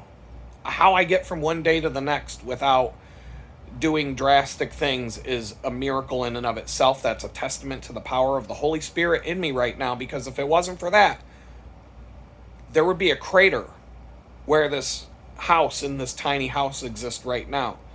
If you looked at it from Google Earth, you would see a crater instead of a home. In about, whenever they update the next round of satellite coverage on this neighborhood. So, and that's an exaggeration, don't go, I can see the FBI are going to show up later on tonight with a fucking tank because I said that. But no, I'm saying that this has put me out of my fucking mind. That's all I'm saying. To the point where if it weren't for the fact that I have some sort of grounding in this, I would be doing things, and I would be doing things that I wouldn't like, this was putting me out of my character. And my character's already pretty fucked up and cynical, and I'm a negative character to begin with. So imagine how far off the rails I've gone in 24 days dealing with this fucking nonsense. And if you knew the whole story, the guy has a criminal record a mile long. Number one, burglary, prostitution, thievery, fraud, all kinds of stuff. It's a laundry list, and it goes back so many. I haven't even found it all yet. Every day I get a little nugget that points to, oh, you got to go over there because he did this in another state. Like, it's fucking crazy. I can't wait to share it all. But I'm going to wait. That's part of the reason why these videos are coming out a week after I shoot them, because I'm hoping that a week from the day I'm shooting this, I'll be shooting videos somewhere else. And at that point, if I am in a new place, I might just drop a video and say, hey, I'm out. You know, I might, and we'll see. I don't know. But the point is, this happened on the exact day that I came home from prison and set foot in that apartment for the first time. And I went through 45 days of an absolute nightmare with my ex. It was fucking unbelievable how bad it was. And I'm sitting here now saying to myself, you know, God has a funny way of talking to me all the time. All the time. With synchronicity is the number one way that God speaks to me. And when this happened, when the landlord flipped my life upside down on April 3rd, on the exact same day, I knew right away that this was something, there's something deeper going on than just dealing with a con artist, slumlord shithead.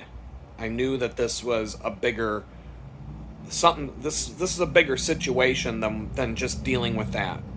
God's, here we go with, I don't know if you can hear that, but it's like, my God, the noise level here is, it's toxic. There's so many bad things about this place that it would drive, just the bad things about the place are enough to make you a little bit nuts. It served its purpose. It gave me a place to get out of my friend's house quick. And I needed to do that. I had to do it. And I'd been there for 4.5 months. I had to do it. So don't take what I just said as like a negative comment. It's not. It had to be done. So I'm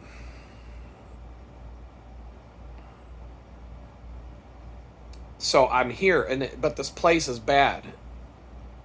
And it's been grinding on me since day one. But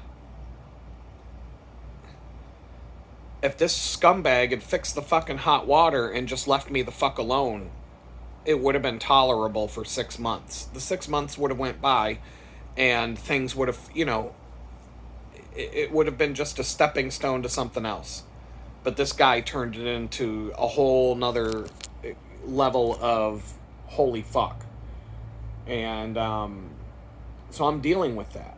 There's things that I'm not giving you every single tidbit of what I'm up to and what I'm doing. I'm just slowly sharing some things.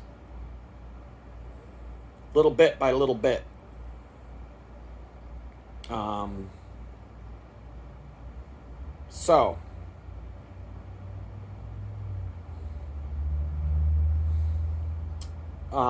anyway, the fact that it happened exactly 1 year from the day I stepped into that apartment after prison, it's like that's been eating at me for 24 days straight.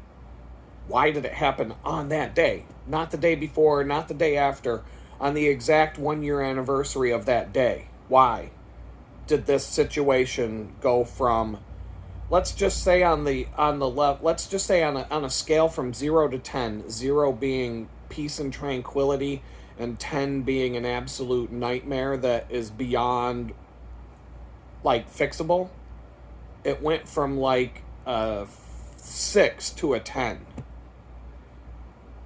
I don't even know if it was a 6, honestly. I'm maybe 5.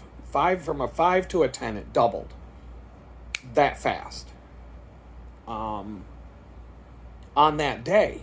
And it's been an absolute night, like it's been 10 times worse ever since April 3rd came in so many ways. And and from what I found out a couple days ago, the other people that live here are all up to their fucking, like, they've all been pushed over the edge by this guy. This guy's trying to strong arm everybody that's renting from him into, scamming them out of money and doing things. And it's like, holy shit, like, I really have to watch my back. Like, yesterday I went to the bakery. I brought my other bicycle inside.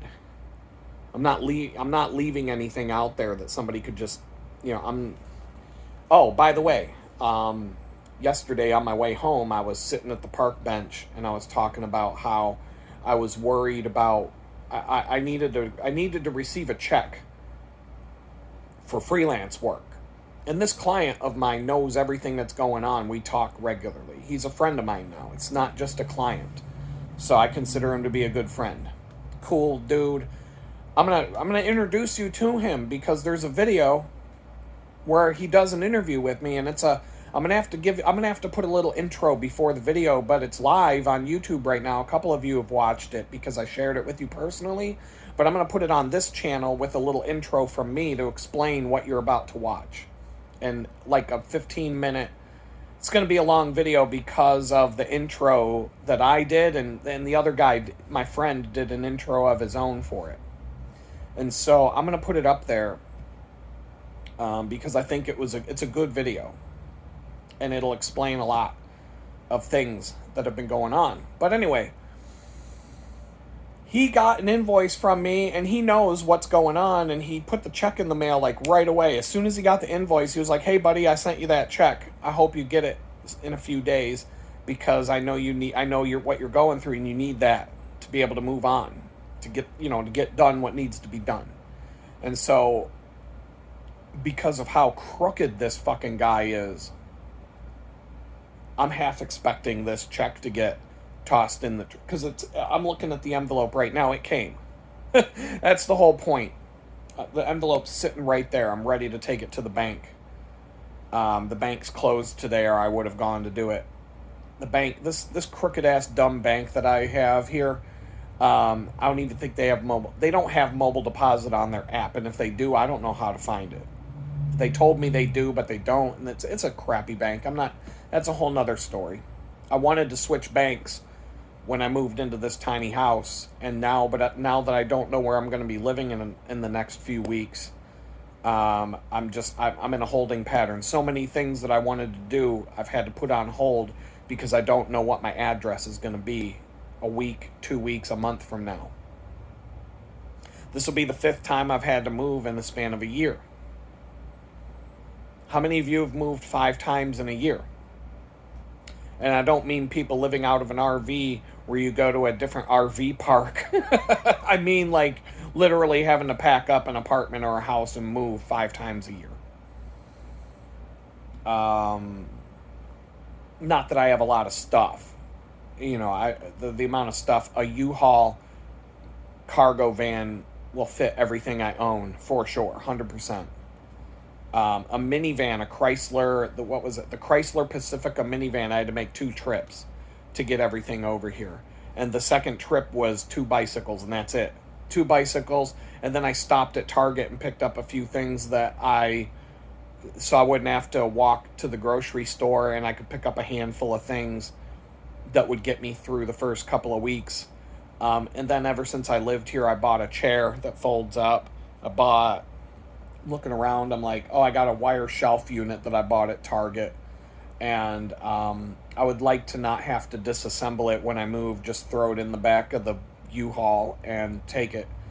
But if I have to disassemble it, those things aren't that hard to take apart. But everything I own packs down into a compact space, and everything is modular. It's all camping gear. I'm literally living with camping gear in this little, shit shack. And I did that on purpose. I didn't want regular furniture because I knew, life is modular right now, and I need to be able to pack and go at a moment's notice. Maybe this next place, if it turns out to be okay, and I can sign a 1-year lease and be like, and just relax for a fucking minute, then maybe I'll get a real bed and a couple of other and a real chair and some make it feel like a home. But I haven't had a place that I could make feel like a home. Even this was like this is like living in a cabin in the woods for 6 months with the obnoxious fucking traffic 10 feet away instead of a creek. It's a never-ending river of loud-ass cars and bullshit. Like what you just heard right now, as soon as I said those words. If your speakers are good enough, you just heard my neighbor start up his fucking Mustang that he does. This is like 8 times today that I've had to listen to that shit.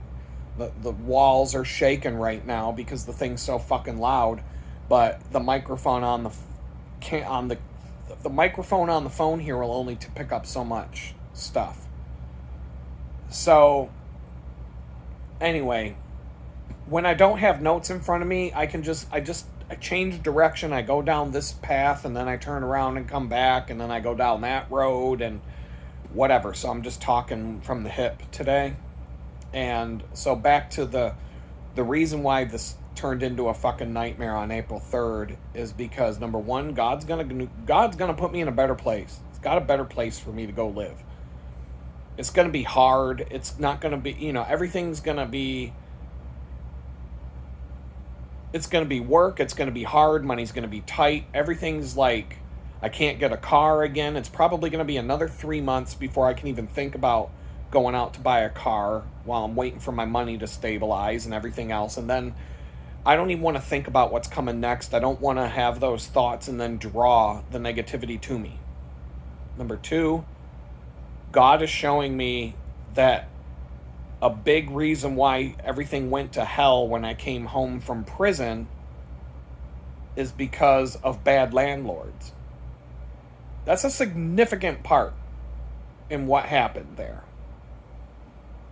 I'll take blame for my I'll take blame for what I did. I posted mean tweets on Twitter and the FBI came and drove a fucking tank into my house and turned my life into hell in the blink of an eye. Before I knew it, I was hogtied out in my front yard with a boot on my fucking face, looking back at the house I was never going to see again, hoping that they didn't kill my 12-year-old son. And life's been a fucking nightmare ever since. So I said some stupid shit. I'm just going to say that I didn't say anything different than any of my best friends or people that, were close to me wouldn't say themselves. I just said it out loud on the internet. And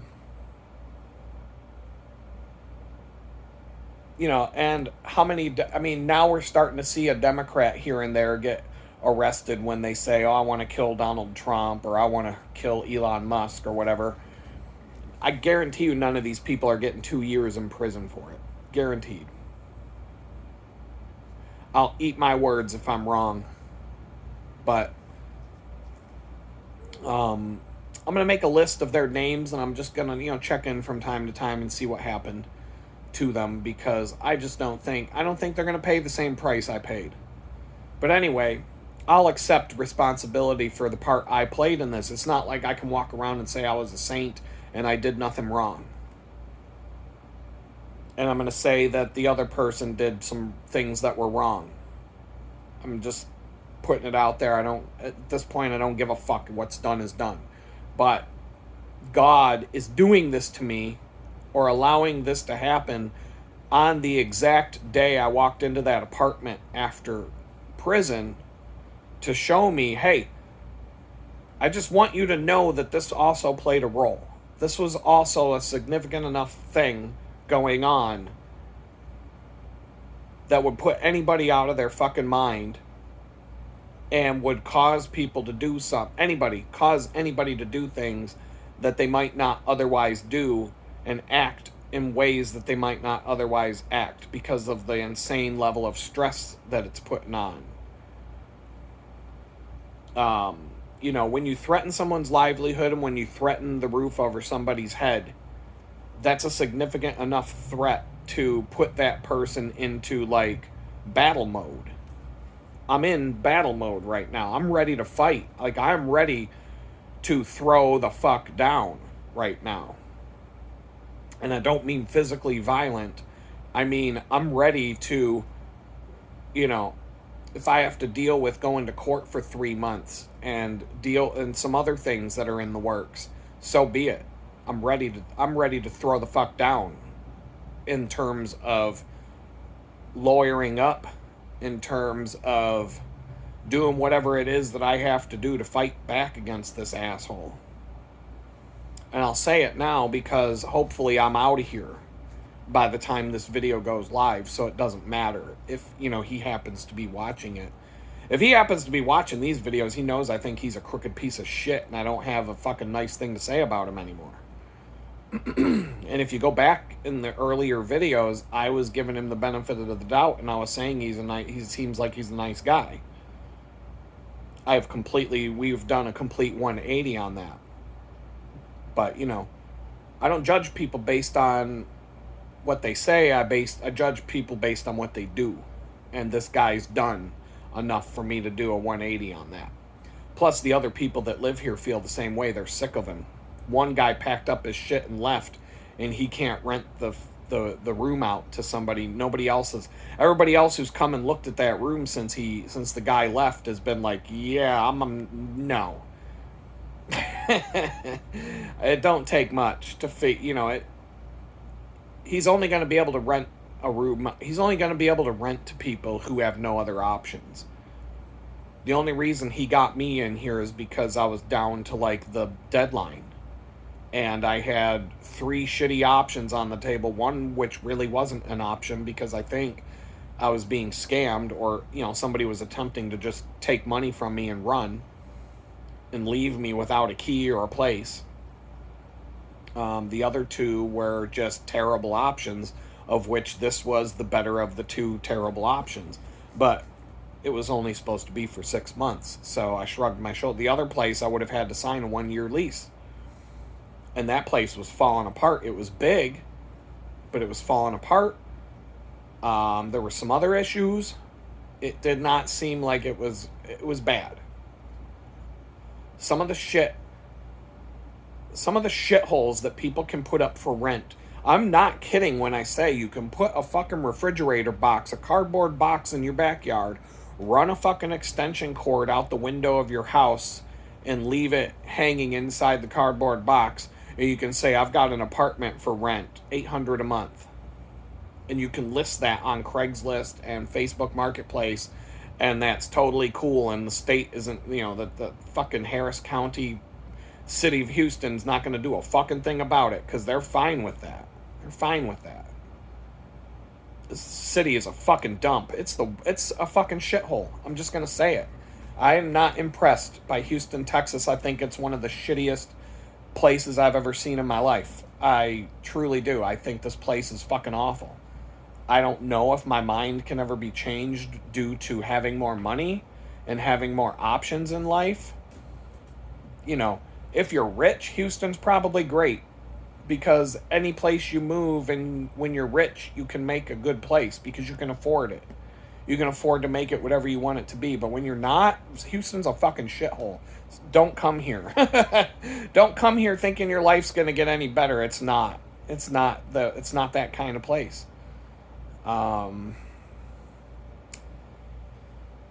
So, that's a half hour, that's 40 minutes of not talking about where I left off yesterday on the video when it cut off.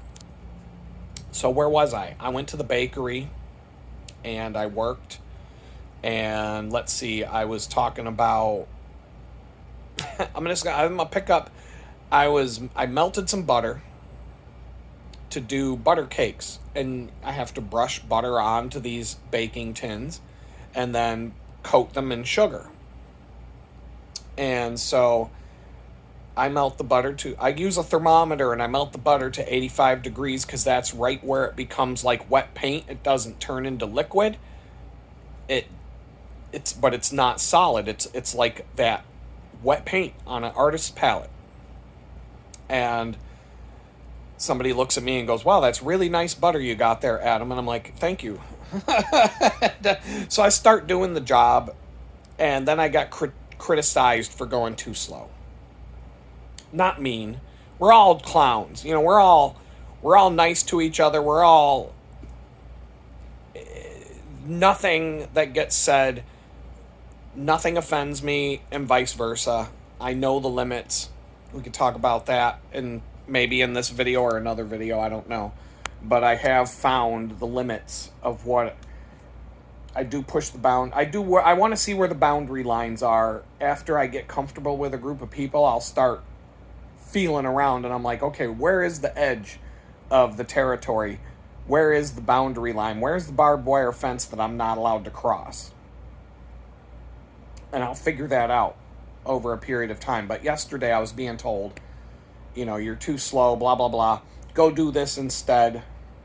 And I was like, whatever, fine.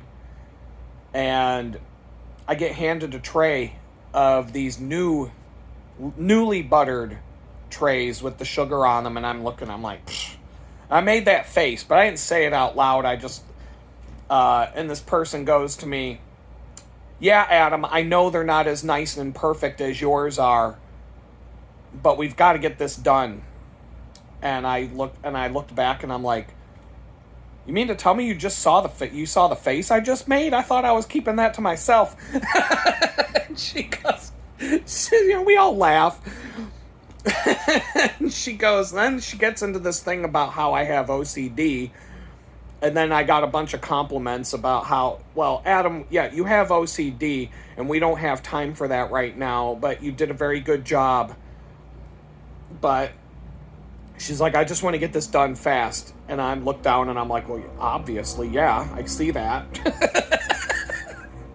And so I'm just like, you know, I'm going along with it. But then she says, she's like, "That's why when we have something we need done that needs to be done right the first time, and it needs to be done with a level of attention to detail and precision, and like it can't be screwed up, and we need it to be done right, and we don't care how long it takes. That's why we'll have you do it. Like we have like this, that, the other thing. Like we know that if we tell you to do something, you're going to go above and beyond, and you're going to do it very well." Like she gave me all these compliments to go along with the fact that you're too slow. But it just kind of goes back to what, and I even said because they all know that I do website and you know, they know that I do other work. And I said, "Look, I'm the guy, if I'm building a website for a client and I'm measuring things, I have a design. I'm following a design." I said, if I find out if I measure something and it's 1 pixel off,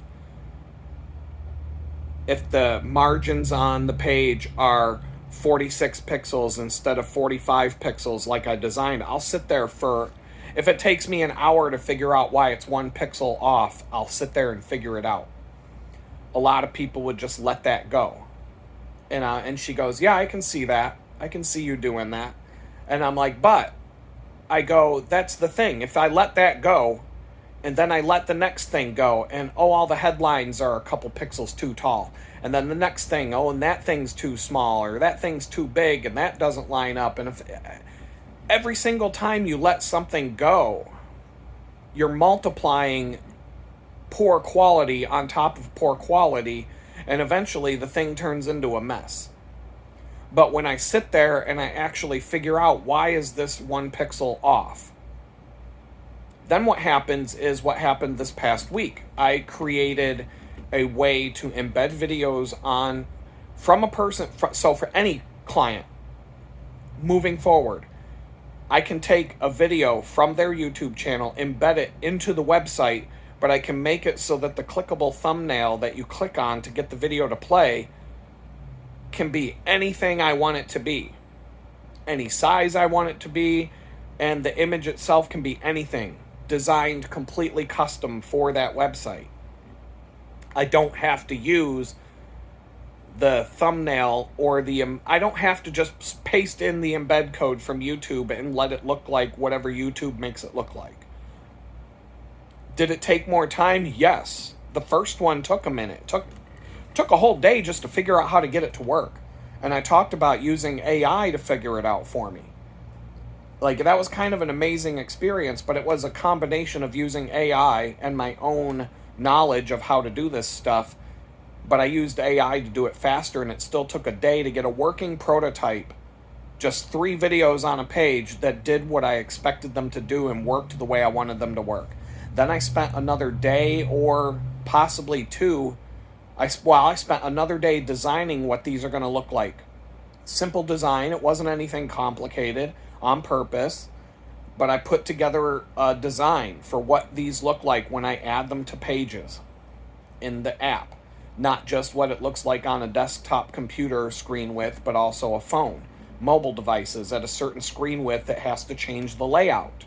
Because a screen that you're holding in your hand vertically is going to look a lot different than what you have on a desktop computer with a wide screen. And a website these days has to adapt, it has to change the layout depending on how wide the screen is. It's called responsive design. That's the technical term for it. You don't build 2 separate websites for 2 different devices. That's how you would do it 15, 20 years ago. You build one website that responds, i.e. responsive. It responds to the width of the screen and changes the layout to whatever you decided it would be at that width. Even height comes into play, but it's generally the width of the content that it completely changes the layout. And so you have to understand how to do all that. And so that took a minute to design it, and then it took another day to build it. And I put 3 videos on this website and got it launched in all that time. And then I had to build a page that has 10 videos. And it's not live yet, and as soon as it is, I'm going to post a video to this channel that goes along with this, but I'm waiting until I finish the 10 videos page. But because I had that attention to detail and I did it right the first time, when I created the page with the 10 videos, it just worked. It was a copy-paste job. Video 1, 2, 3, 4, 5, 6, 7, 8, 9, 10. Now, it took me less than an hour. It took me less than an hour to build a page that lists 10 videos and allows you to play all 10 videos. When I resize the window width, it adjusts properly. Everything works out of the box.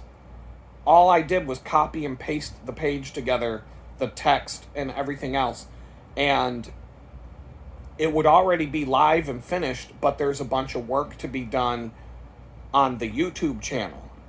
I'm updating all of the 10 videos, titles, descriptions, tags, search engine optimized text for all of that stuff for each video. I'm creating a new thumbnail image format for each video.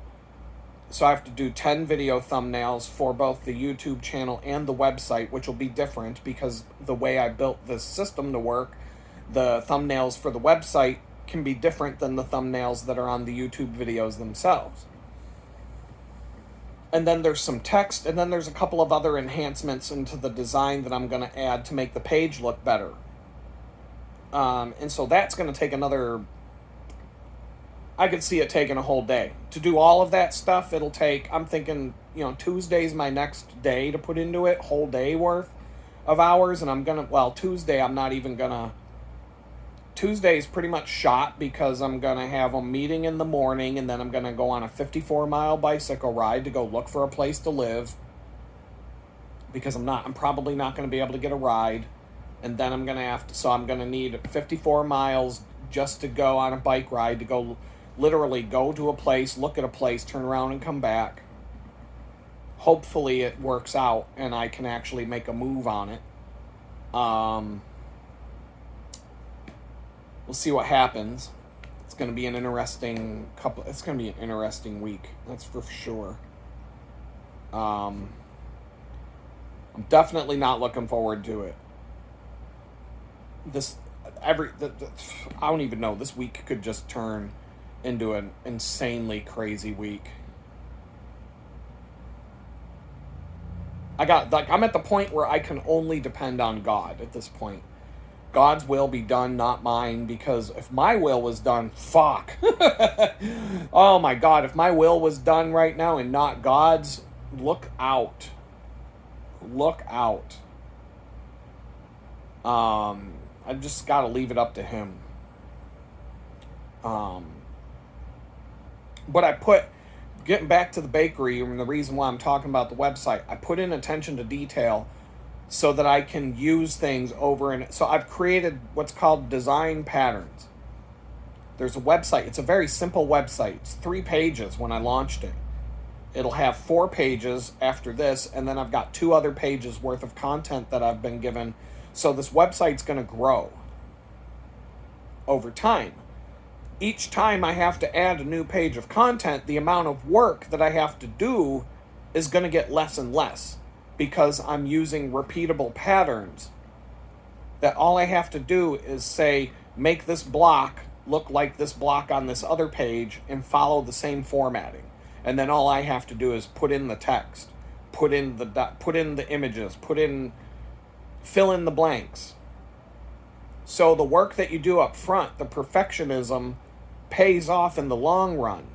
And if you do a shitty job up front and you let things slide and you don't have that attention to detail where you care about 1 pixel being off, then that multiplies. As you build out this site, more and more things go out of whack and they end up off and they end up broken. And then you sit there, you get to a point where you have to stop and you're like, why is this thing such a mess?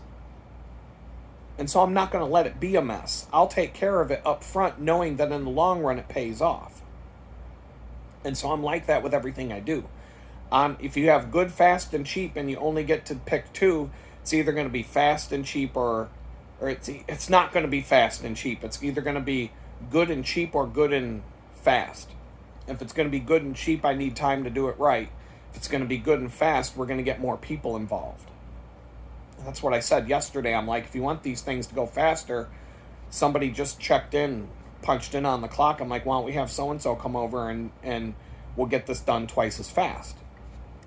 No, it didn't work out that way. But anyway, that was my suggestion. I'm like, we can do a high-quality job here. We just, get this other person involved. It'll go super fast. Anyway, so it was like a jab and a compliment at the same time. And like I said, we're all clowns and we all jab and we all make jokes and we all, nobody gets offended. Like I said, no dicks, no divas. It's a no dicks, no divas policy. Everybody's cool with each other. And that makes it a fun place to be. I don't mind working when I'm working there. It's a nice place to be. Do I want to make more money for my time? Of course. Nobody wants to be making $10 an hour. Nobody. But it helps me. It helps put groceries in my fridge. It helps, it helps me get things that I need from Amazon. And it helps in ways that I couldn't pay my bills and survive off of what I'm making there. But it helps put extra money in my pocket. Plus it gives Mr. Johnny Law, the probation officer, something that he can report. Look, this guy's doing what he has to do. And, it crosses off some boxes. There was another nice little comment. I can't name names. I'm not gonna, put people out there, but I got the comment. Someone looked at me and said, Adam, you have some really beautiful natural balls.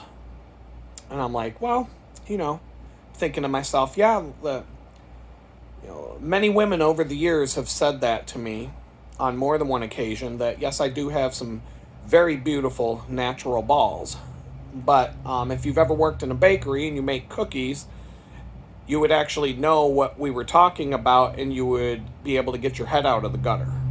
And so, but yeah, I got a very nice compliment about how my natural balls are beautiful to look at. And I was like, I'm glad I'm getting the recognition that I deserve. It feels good to know that, my natural balls are so good looking that the women just can't stop complimenting me on them. And it's been like that for years, but when we're talking about working in a bakery, it means something completely different than what you might think. Um, but yeah, I mean, it's good. This is the kind of thing. This is what we do all day long. This is what we do all day long. And anybody who works in a food industry, I would say the bakery is pretty tame, because everybody that there's a movie out there. It's called Waiting. Dane Cook is the main star, and there's a bunch of other comedians in this movie. And that is a very, very, very accurate portrayal of what it's like to work in a restaurant. And now, I've never worked in a kitchen. I've never, other than the Butler County Prison kitchen, that was basically like, that was like going down to the bathroom where they filmed the Saw movie, except that's where they cook the food for the prison. Um, it's like the same. It's the same spot. I'm sure I'm positive they filmed the first Saw movie in that kitchen. They just stuck a toilet. Well, fuck, man. I'm gonna stop. Um, they probably filmed it right where the toilet is.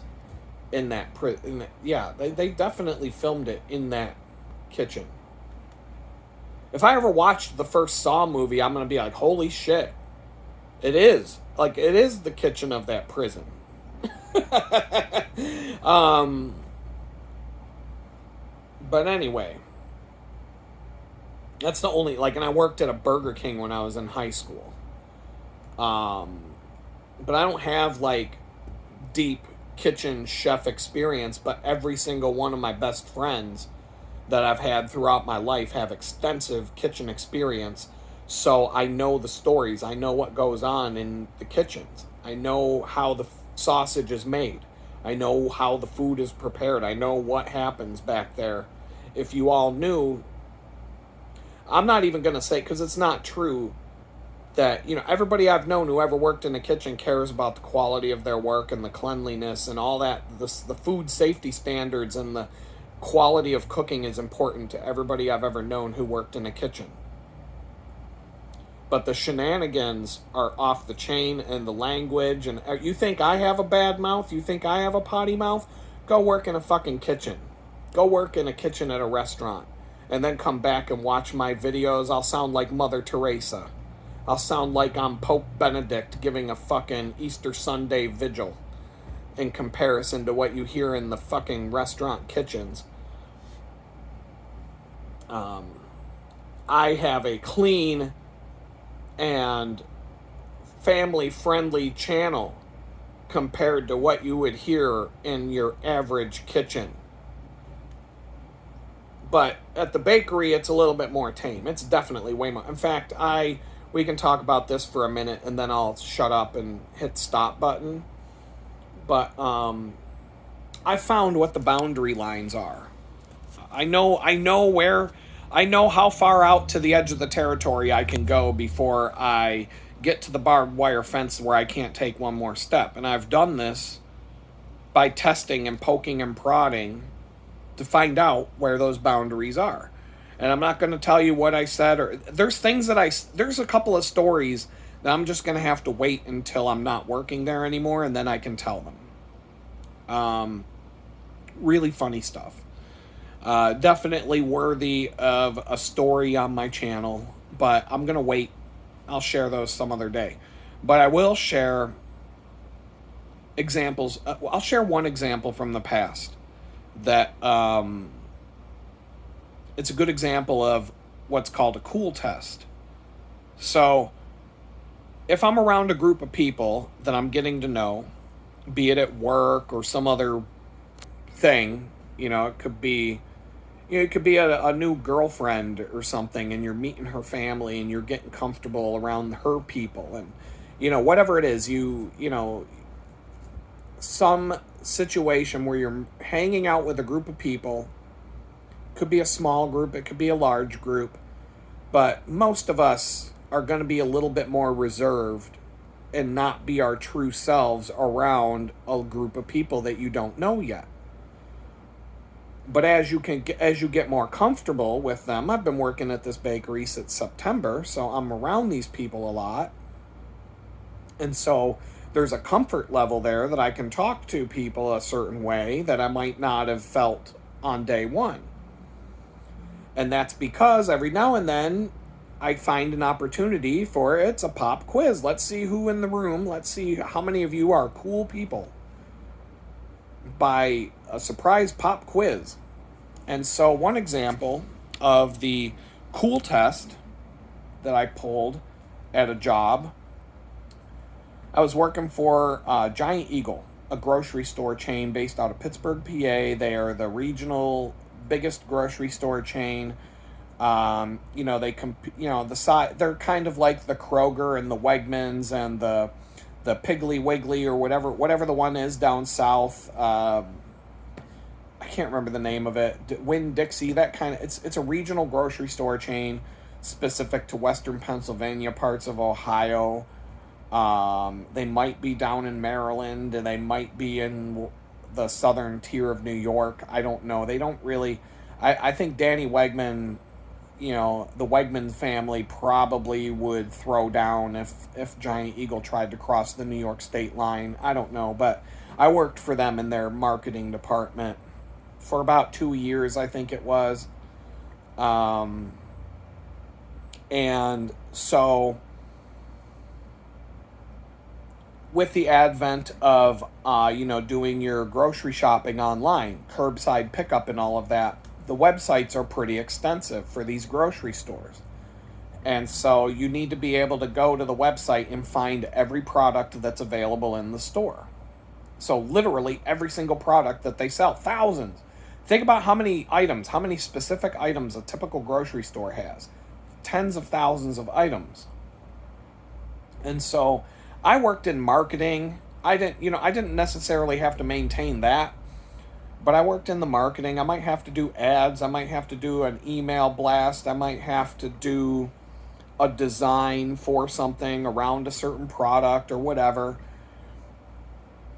I would need images for that.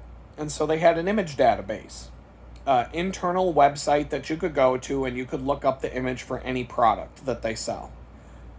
And it's basic. It's like going to Google Images. It's like going to a stock photo website. It's like going to Amazon. It's like you type in what you're looking for. Here are all the results.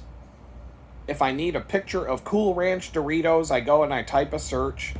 I find Cool Ranch Doritos. That pops up. There might be 20 different pictures of the bag.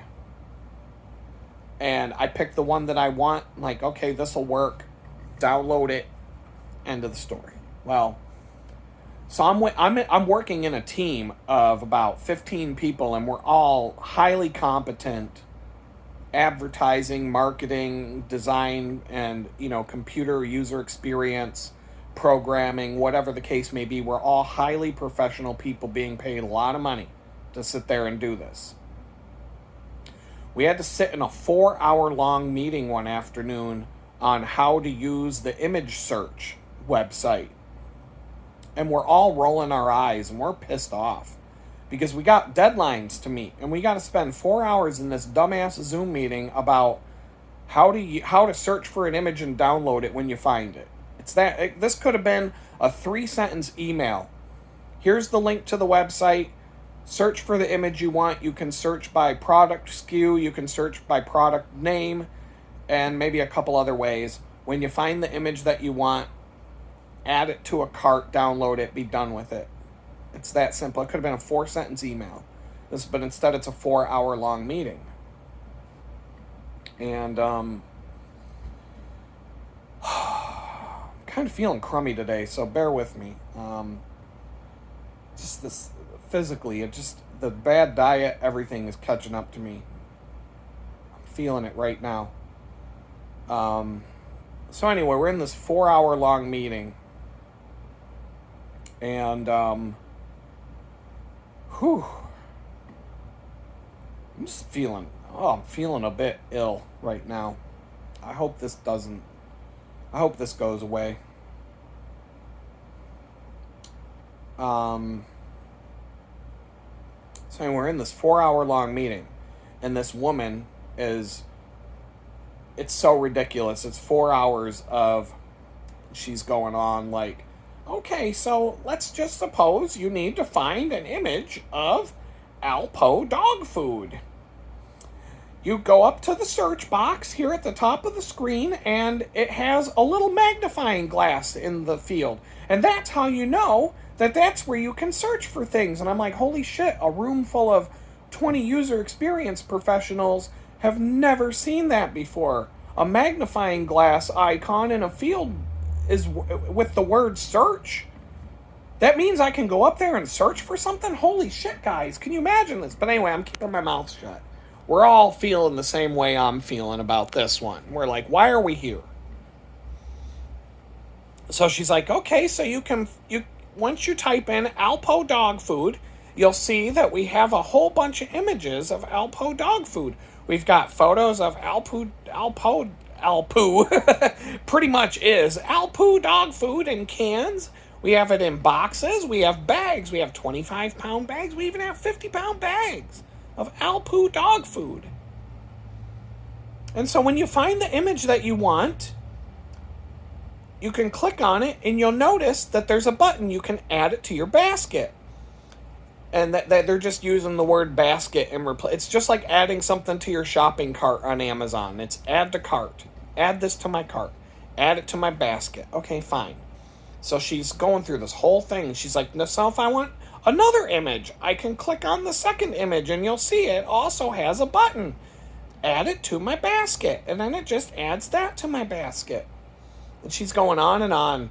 And then she goes, but if I want to add 5 images, if I see that these 5 images will work for me, see there's a little checkbox in the corner there. And you can click that checkbox. I'm going to select these 5 images, and then see that button at the top of the screen, add to basket. So now I've added all of my images to the basket. And now when I want to download my images, it's just like checking out of a website. When you buy something, you go to the basket, and you see that there's a button here. It says download all of my images. And when you click that button, it downloads a zip file to your computer. And then she goes to the extent of like showing everybody how to open a zip file and get all the images out of it. And I mean, this shit is going on for 3 fucking hours. This could have been a 4-sentence long email, and this is a 4-hour long Zoom meeting that we're just sitting in. We're like, what the fuck? So finally, I've had it. I'm like, all right, pop quiz. The woman, she goes to the crowd, to the Zoom meeting. There's a bunch of people in this Zoom meeting.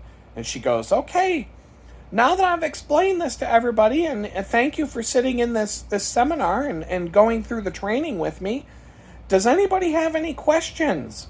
I would be glad to take your questions and make sure that everybody's on the same page. And I spoke up. I'm like, yeah, I have a question. Everybody in the room, as I'm in a room with like 15 people physically, but then there's a bunch of people on the Zoom call. And I'm like, okay. I'm like, thank you for taking the time to explain all of this to us. And I'm being very professional. And I'm like, thank you so much.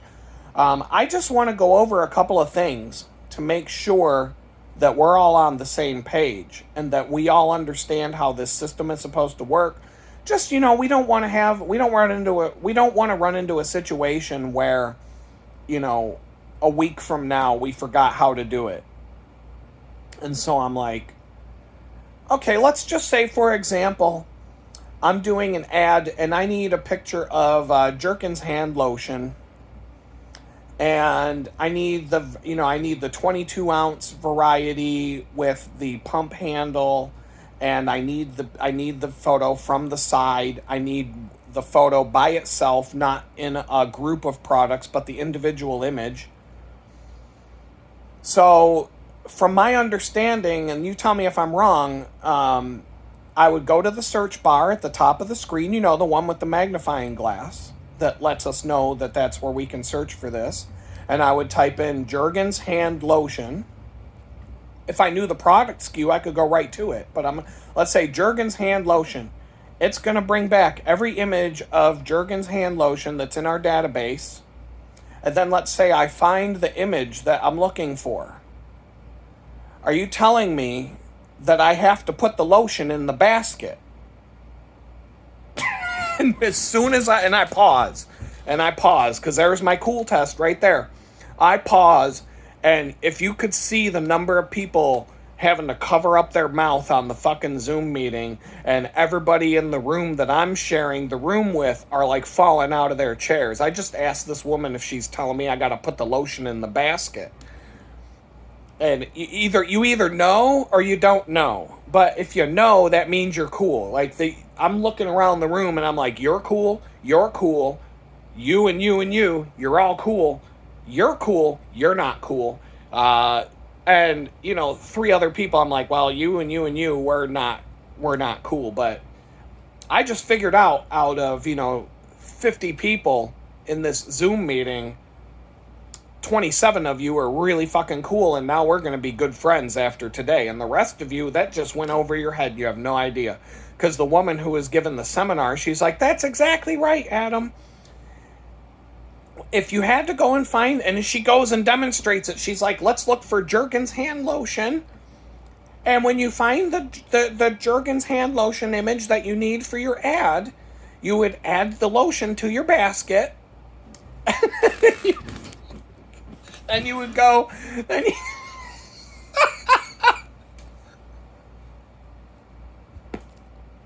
So she's demonstrating how to put the lotion in the fucking basket. Put the lotion in the fucking basket. Everybody in the room, like, people are turning their microphones off. They're like, Adam, put the fucking lotion in the basket. It rubs the lotion on its skin, or else it gets the hose again. I'm telling you, people were falling off their fucking chairs. Especially when the woman, this shit went right over her head. She had no idea she was being punked. And she demonstrated going to this website, finding some Jergens hand lotion, and putting the fucking lotion in the basket. And then here's how to get your fucking image of here's how to get the lotion out of the basket. I'm telling you, everybody in the room I worked with was fucking dying. Like, that was like they had tears coming out of their eyes. Because we all just sat through 3 hours of misery, and I just dropped a lotion in the basket joke on this unsuspecting poor woman who was doing this demonstration of a product for all of us, and she had no fucking idea. She just got trolled. Yet I would say about 27 out of the 50 people in the Zoom meeting were fucking dying. Like they had to turn off their cameras because they were laughing so hard while this was going on. They're like, oh my God, Adam, you did not. Oh yeah, I do that. That's what I do. That's called a cool test. You gotta, like, dip your toe in the water. You gotta just throw a little thing out there here and there. It doesn't have to be blunt. In fact, okay, so whoever passed the cool test that day, now I know who the people are in the room that I can speak freely to. And now, all of a sudden, all these people know that they can speak freely to me. And so the conversations that we had from that moment forward got a lot more interesting once we all knew that we're in the same club of cool people. Once you know that you're sharing the room with other great people such as yourself, things get a lot more interesting in a situation like that. Once everybody knows that they can speak freely and vice versa, it's a different world. And then, okay, so now you're in a room of those people, and only those people, and the outsiders are not in the room. I'm going to drop another cool test on the room at some point that's going to be a level up from the cool test that got me in the room with all of these people. And I'm just going to keep leveling up time and time and time again. I'm going to finally I'm going to say something that's so fucked up that everybody in the room goes, oh my God. And now I'm going to know that's the line. You just got to the barbed wire fence that you can't cross. It's right here. You can't go another notch up. It's here. Here's the line. Don't do it again. Like, you tested the waters. You swam out. It's like the Truman Show. He took a sailboat out into the ocean. The boat sank. He swam and swam and swam, and all of a sudden there's a wall and a set of stairs, and like, holy shit, that's the end. Oh, that's the border right there. Right there, you reach the end. That's the edge of the world. So I've done that everywhere I work. I'll crack a joke in a meeting. If it's the all hands company meeting and I see an opportunity to drop a cool test, drop a pop quiz on the whole room, but let's say it's pretty tame. It's on a level of zero, like a level of,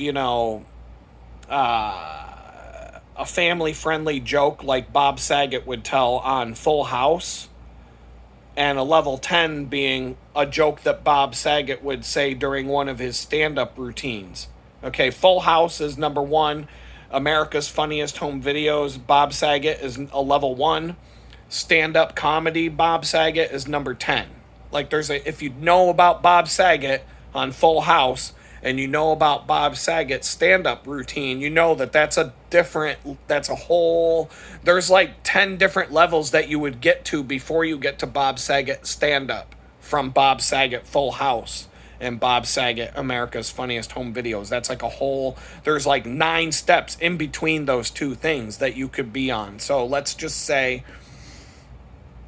in the all company meeting where all 50 to 100 people in the small company are in a room together, I'll drop a Bob Saget Full House joke and I'll see how that goes. And then, okay, take notes.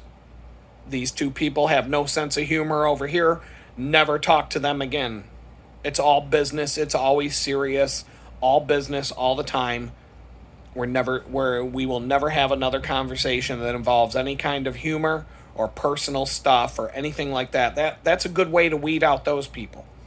Okay, now we're in a smaller meeting, like it's a team meeting with like 15 or 20 people, and I've heard other people say things here and there. I'm going to drop a level 3.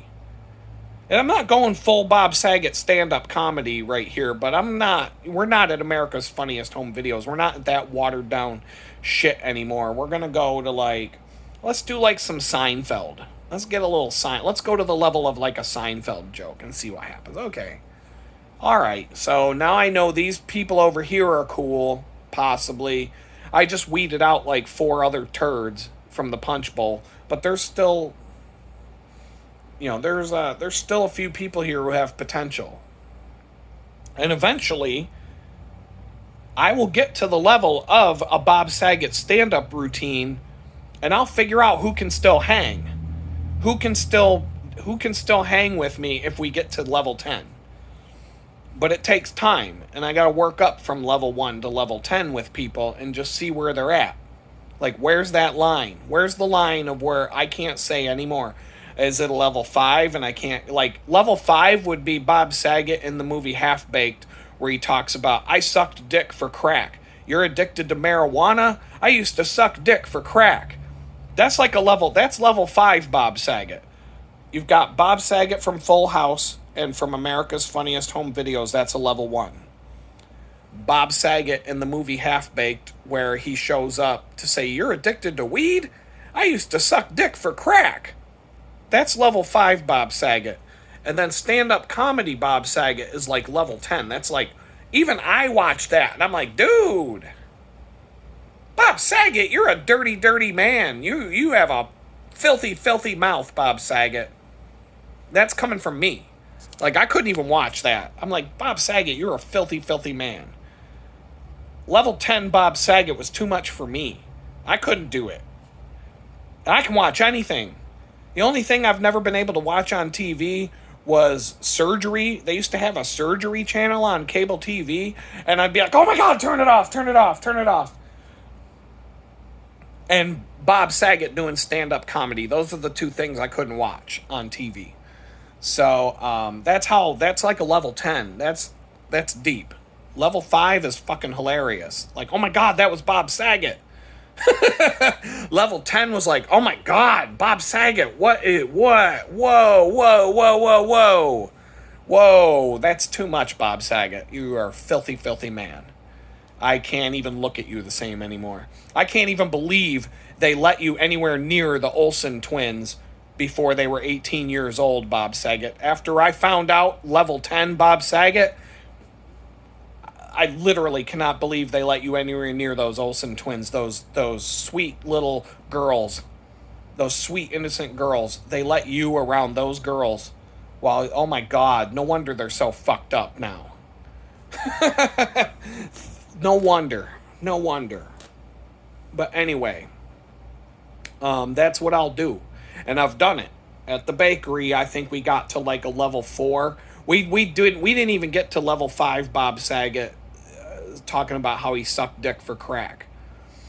Now, if I worked at a regular restaurant, not a bakery, where people are a little more polite, I'd be at like a level 8 or a level 9 Bob Saget. I don't think you can be a level 10 full on stand up comedy Bob Saget anywhere you go. Like, that's the limit. Like, if I can do that and get away with it, then holy shit, anything goes. Anything goes in this place. I don't even think you could crack a level 10 Bob Saget joke if you're in the middle of raping some kids on Jeffrey Epstein Island. The other fucking rapists would turn around and go, oh my God, you just went too far. While they're fucking a little kid on Epstein Island. He's got some fucking celebrities got their dick in a little kid's ass on Jeffrey Epstein Island, turning around going, oh my God, I can't believe you said that. That you just took it too far, my friend. And then he goes back to fucking the little kid. So, like, that's level 10 Bob Saget is like, it's like, that's blowing the lid off the whole thing right there. So, but that gives you a lot of leeway when you go from Full House level 1, America's Funniest Home Videos Bob Saget, to level 5, which is sucking dick for crack in the movie Half Baked, and then you go to like full level 10 Bob Saget doing stand-up on HBO. There's a lot of levels in between 1 and 10. There's 9 whole levels there. And so that gives you a lot of, it's a good scale. It's a good 0 to 100, going from a full stop to full pedal to the floor on the gas. There's a lot of in between to work with there when you're getting to know a group of people. If you get to level 5, you're pretty much good to go. If you get to where you can talk about sucking dick for crack with a group of people and we're all having a good time and laughing about it, well, you pretty much, you're cool. From that moment forward, anything above that, you're good to go. But when you're dishing out these cool tests, you got to start out at America's Funniest Home Videos Bob Saget, Full House Bob Saget, Dave Coulier going, oh, blow me down. I'm Popeye. Or whatever. That fucking dude, he did like the same 3 jokes for 10 years on Full House. He did his Popeye impression. He did Bullwinkle. And then the little girl would go, that's cool, dude. And ha ha ha. Everybody in the crowd's laughing their ass off at the same 3 fucking jokes. You got to start out Dave Coulier and Bob Saget. And you work your way up to Bob Saget sucking dick for crack. And if you get that far, then I don't know, man. The sky's the limit after level 5. But you can find a level where people are like, yo, you've gone too far. And so I've done it. I did it at the bakery a couple of times. I'd say at least 3 times. And I didn't do it all at once. I had like a couple people that I thought had the potential to get to Bob Saget sucking dick for crack. We're in the back room talking 1-on-1, 2-on-1, and I get to like level 4 and they're like, yo, and I'm like, all right, we know the boundary is level 4 Bob Saget before he sucked. We can't talk about Bob Saget sucking dick for crack, but we can go a couple of steps above Bob Saget on Full House. We're good, we're cool there, but we can't go to level 5. And then there's been a couple of times where I'll say something with more people around me that would be like a level 4 or level 3 before you get to Bob Saget sucking dick for crack. And they're like, one time I said something, I can't tell you the story, at least not until there's a reason why. Somewhere down the road I can share the story. It's funny. It's really funny. And it says a lot about our society. That's why I want to share it with you someday, because it's something I've noticed about society, that celebrities have a lot more pull than Jesus. That's the gist of it. Celebrity people care a lot more about celebrities than they do about Jesus, and I've got the proof. And it came from working at this bakery, but we'll just save that story for another day. But I made a joke one day along those lines, and everybody in the room was like laughing hard. And they all had this look on their face like, oh my God, he just said what? He just what? But they're like, that's really funny. But somebody looks at me and goes, Adam, that's absolutely hysterical. It's completely true. And I'm just going to have to pretend that you never said that. And we're just going to go with that. And I said, that sounds good to me. Right here is the line.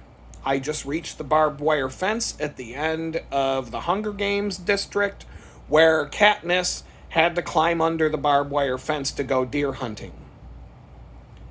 The peasants that live in District 10 are not allowed to go past this fence. And if you do and you get caught, you're going to be hung. Especially if you try to kill a deer and bring it back to feed your family instead of putting in a ticket for the Hunger Games. So I found the barbed wire fence that I'm not supposed to cross. At the edge of District 10. One more foot past that fence, we would have had some problems. But I found it. I know where it is now. And then it's up to me what I want to do with that. If I want to go deer hunting on the other side of the fence, outside of District 10, I'm going to be, I know what the consequences could be from that moment forward. Because I've done enough cool tests. I've dropped a pop quiz here, a pop quiz there, a cool test here, a cool test there. And I pretty much know where everybody stands and what can be said and what can't be said. And I didn't have to go Bob Saget doing stand-up comedy on HBO. It wasn't even to the level of Bob Saget talking about sucking dick for crack. We were like at a level 3. Here's Full House Bob Saget, level 2, level 3, level 4. Bob Saget talking about sucking dick for crack. We were like 1 or 2 steps below that. That's the line with this group of people. I know how cool they are now. Some of these people outside of the bakery, if we were to meet and become friends and have a conversation that was a little bit more real outside of the workplace, we might get to the level of Bob Saget sucking dick for crack and then go from there. It might be possible to have a conversation that goes above a level 5 Bob Saget. But on the Bob Saget scale of what's acceptable and what's gone too far, we were at like a level 3, maybe level 4, maybe level 4. Giant Eagle, the grocery store, when I told the woman to put when I asked her if I had to put the lotion in the basket, I'll give you one more example of a cool test that I dropped, and it told me a lot. Now, I worked with a bunch of raunchy people. We were way beyond level 5 Bob Saget sucking dick for crack. We were like at a level 8. We were already at a level 8 with each other. And this is a whole team of like 25 plus people. On day 1, the leader, the vice president of marketing that was in charge of the whole group of people, we were all in a meeting together. And on day 1, she was already at like level 7. She had already taken Bob Saget sucking dick for crack, thrown that in the trash. And we were like 2 rungs below Bob Saget doing stand-up on HBO. And this was day 1. This woman was raunchy. This woman had me going, holy shit. You don't give a fuck what comes out of your mouth, huh? Well, all right, I'm cool. We can hang. We're already at a level of like, wow. And I was still scared to be me around these people. They're 2 steps below Bob Saget doing stand up on day 1, and I'm I'm afraid to do a level 5 joke around these people because I'm new, and I'm like, is this one of these tests where they take you into a room and then somebody steals something and then they hand you something to see if you'll steal, and then if you steal, you get fired because you failed the test? Is this what I'm in? Is this what I'm doing here? Are they like trying to see? Is this like some sort of test that I could fail? The first couple of days at this job were so crazy that I went around looking for a hidden camera.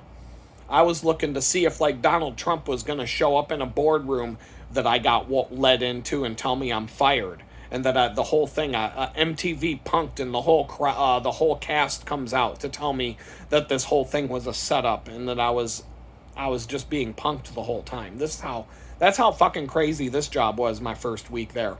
But that's another story I've probably told a couple of times, but if I wanted to tell the whole thing, that's another story for another day. But they were at a level 7 minimum day one, way past Bob Saget level 5. And so I had been there for a while, and this one woman went on a honeymoon, and they went to Thailand, and they were talking about it, and we're in a room full of like 20 people. There's like a cake, there's all this dirty conversation going on, and so like I'm in my element here, and I forget what it was said, but they went to Thailand for their honeymoon, and it was my turn to talk, and I'm like, well, I thought don't all women go to Bangkok on their honeymoon? Like, don't all women go to Bangkok on their honeymoon? I thought that's what everybody does. And the whole room was like, holy shit, Adam. But I mean, this is like, okay, on day one, this woman, we had to come up with these fucking teams, and I'm like, I'm wearing a fucking suit. I was told to dress up. And I didn't even know why after the first day. We're all standing in this fucking hotel ballroom. We're all getting into groups of 10. There's like 50 people in this room, and we all have to break off into groups of 10. And then we all have to figure out what superhero we are. And I had to be Iron Man, and somebody else had to be Superman, and all this and that. And then we had to come up with a name for our team. And this woman, who's in charge of the whole thing, she's coming up with team names. She's like, you're the Circle Jerks, and you guys over there, you're the Soggy Biscuits. And she's like, over there, you're the Dirty Whores. And she's like naming all these fucking teams like she just spent the afternoon looking up ideas on Pornhub for all the fucking team names. And so, yeah, when they're in a meeting where we're all in this room having dirty level 6, level 7 conversation, and they're talking about how we just got back from Thailand for our honeymoon, when I turn around and I said, well, don't all the ladies go to Bangkok for their honeymoon? Like, how is that even, like, that was like light. That was low on the scale compared to the shit that was flying around that room that afternoon. So my joke, but everybody goes, oh my God, Adam. And I'm like, what the fuck? Wait a minute. Can we just rewind? Can we get a fucking instant replay here? Can we rewind the tape and document everything that's been said for the last 2 hours? And then can we put my recent comment on the same scale and see where it lands? Because I think I was pretty tame compared to what you guys have been saying all afternoon. And I'm like, if I have to leave the room now and go hang my head in shame, so be it. But people thought that shit was hilarious. I thought all women went to Bangkok on their honeymoon. We just got back from Thailand. It was wonderful, but blah, blah, blah, blah, blah. And I'm like, well, don't all the ladies go to Bangkok on their honeymoon? It was perfect. It was a perfect fucking joke, dropped at the perfect fucking time around a bunch of people who had already passed cool test after cool test after cool test. And to be honest, everybody pretty much forgot about it within about 10 minutes. But it dropped, everybody dropped their plastic forks on the floor and their little cake on their little paper plates. And they're like, oh my God, Adam! What's wrong with you? And I'm like, yeah, this coming from the woman who just called my team at the company bonding meeting the fucking Circle Jerks and the Soggy Biscuits and the Dirty Whores and the Bukkake Queens. Like, yeah, oh yeah, I took it too far? I took it too far. Fuck you. Fuck you. You already, if you rewind the fucking play-by-play on today's cake and cake and potato chips gathering here, you're going to find out really fast that Adam did not say the dirtiest thing in the room today. In fact, I don't even come in 10th place. So let's just back the fuck up and put this into perspective. And yes, I did think all the ladies go to Bangkok for their honeymoon. I thought that's what you do. So here we go. But yeah, that's what you do when you're that's how you do it. You just slowly tiptoe your way into the forbidden regions until you get to the fence that delineates this is the end of District 10, and if you're just a stupid peasant, you don't cross this line. You don't go deer hunting. You don't take a bow and arrow out into the woods looking for meat to feed your family. You turn around, you go back, you put another ticket in the bowl for the Hunger Games, and you get some food to eat. That's how it works. So if you're going to cross that fence, if you're going to go out there and look for a deer, there's a consequence that you might face. But now you know where that line is. And that's all I'm trying to figure out when I'm with a group of people. Where is that line? Where's the boundary to the district that I'm not allowed to go past? And it's going to be different with every group. I'm telling you, I work at a bakery. That's like a level 3. That's like a level 4. You can't get to level 5. I can't talk about how Bob Saget sucked dick for coke. Or sucked dick for crack, or whatever it was that he sucked dick for. I can't talk about that. Not where I work right now. But at Giant Eagle, in the fucking advertising department, with the woman who was running that place, Bob Saget sucking dick for crack would make me seem like I was polite and had well-reserved manners and never said anything offensive. Because they're at a level 8. From day one, it was a level 8. And I'm like, holy shit! What did I just walk into? Like, I'm usually the most offensive person on the staff. I'm usually the one that has to watch my mouth, and I'm like, oh my God, you have a dirty, dirty mouth. I'm not going to say her name, but I was thinking, wow, you got a dirty mouth. You got a very dirty mind. As I sit here on Team Soggy Biscuit, waiting for my turn to pretend I'm fucking Iron Man. Yeah, and that was before the having to run around the grocery store with a shopping cart gathering all the ingredients in less than 2 minutes for a pizza making contest,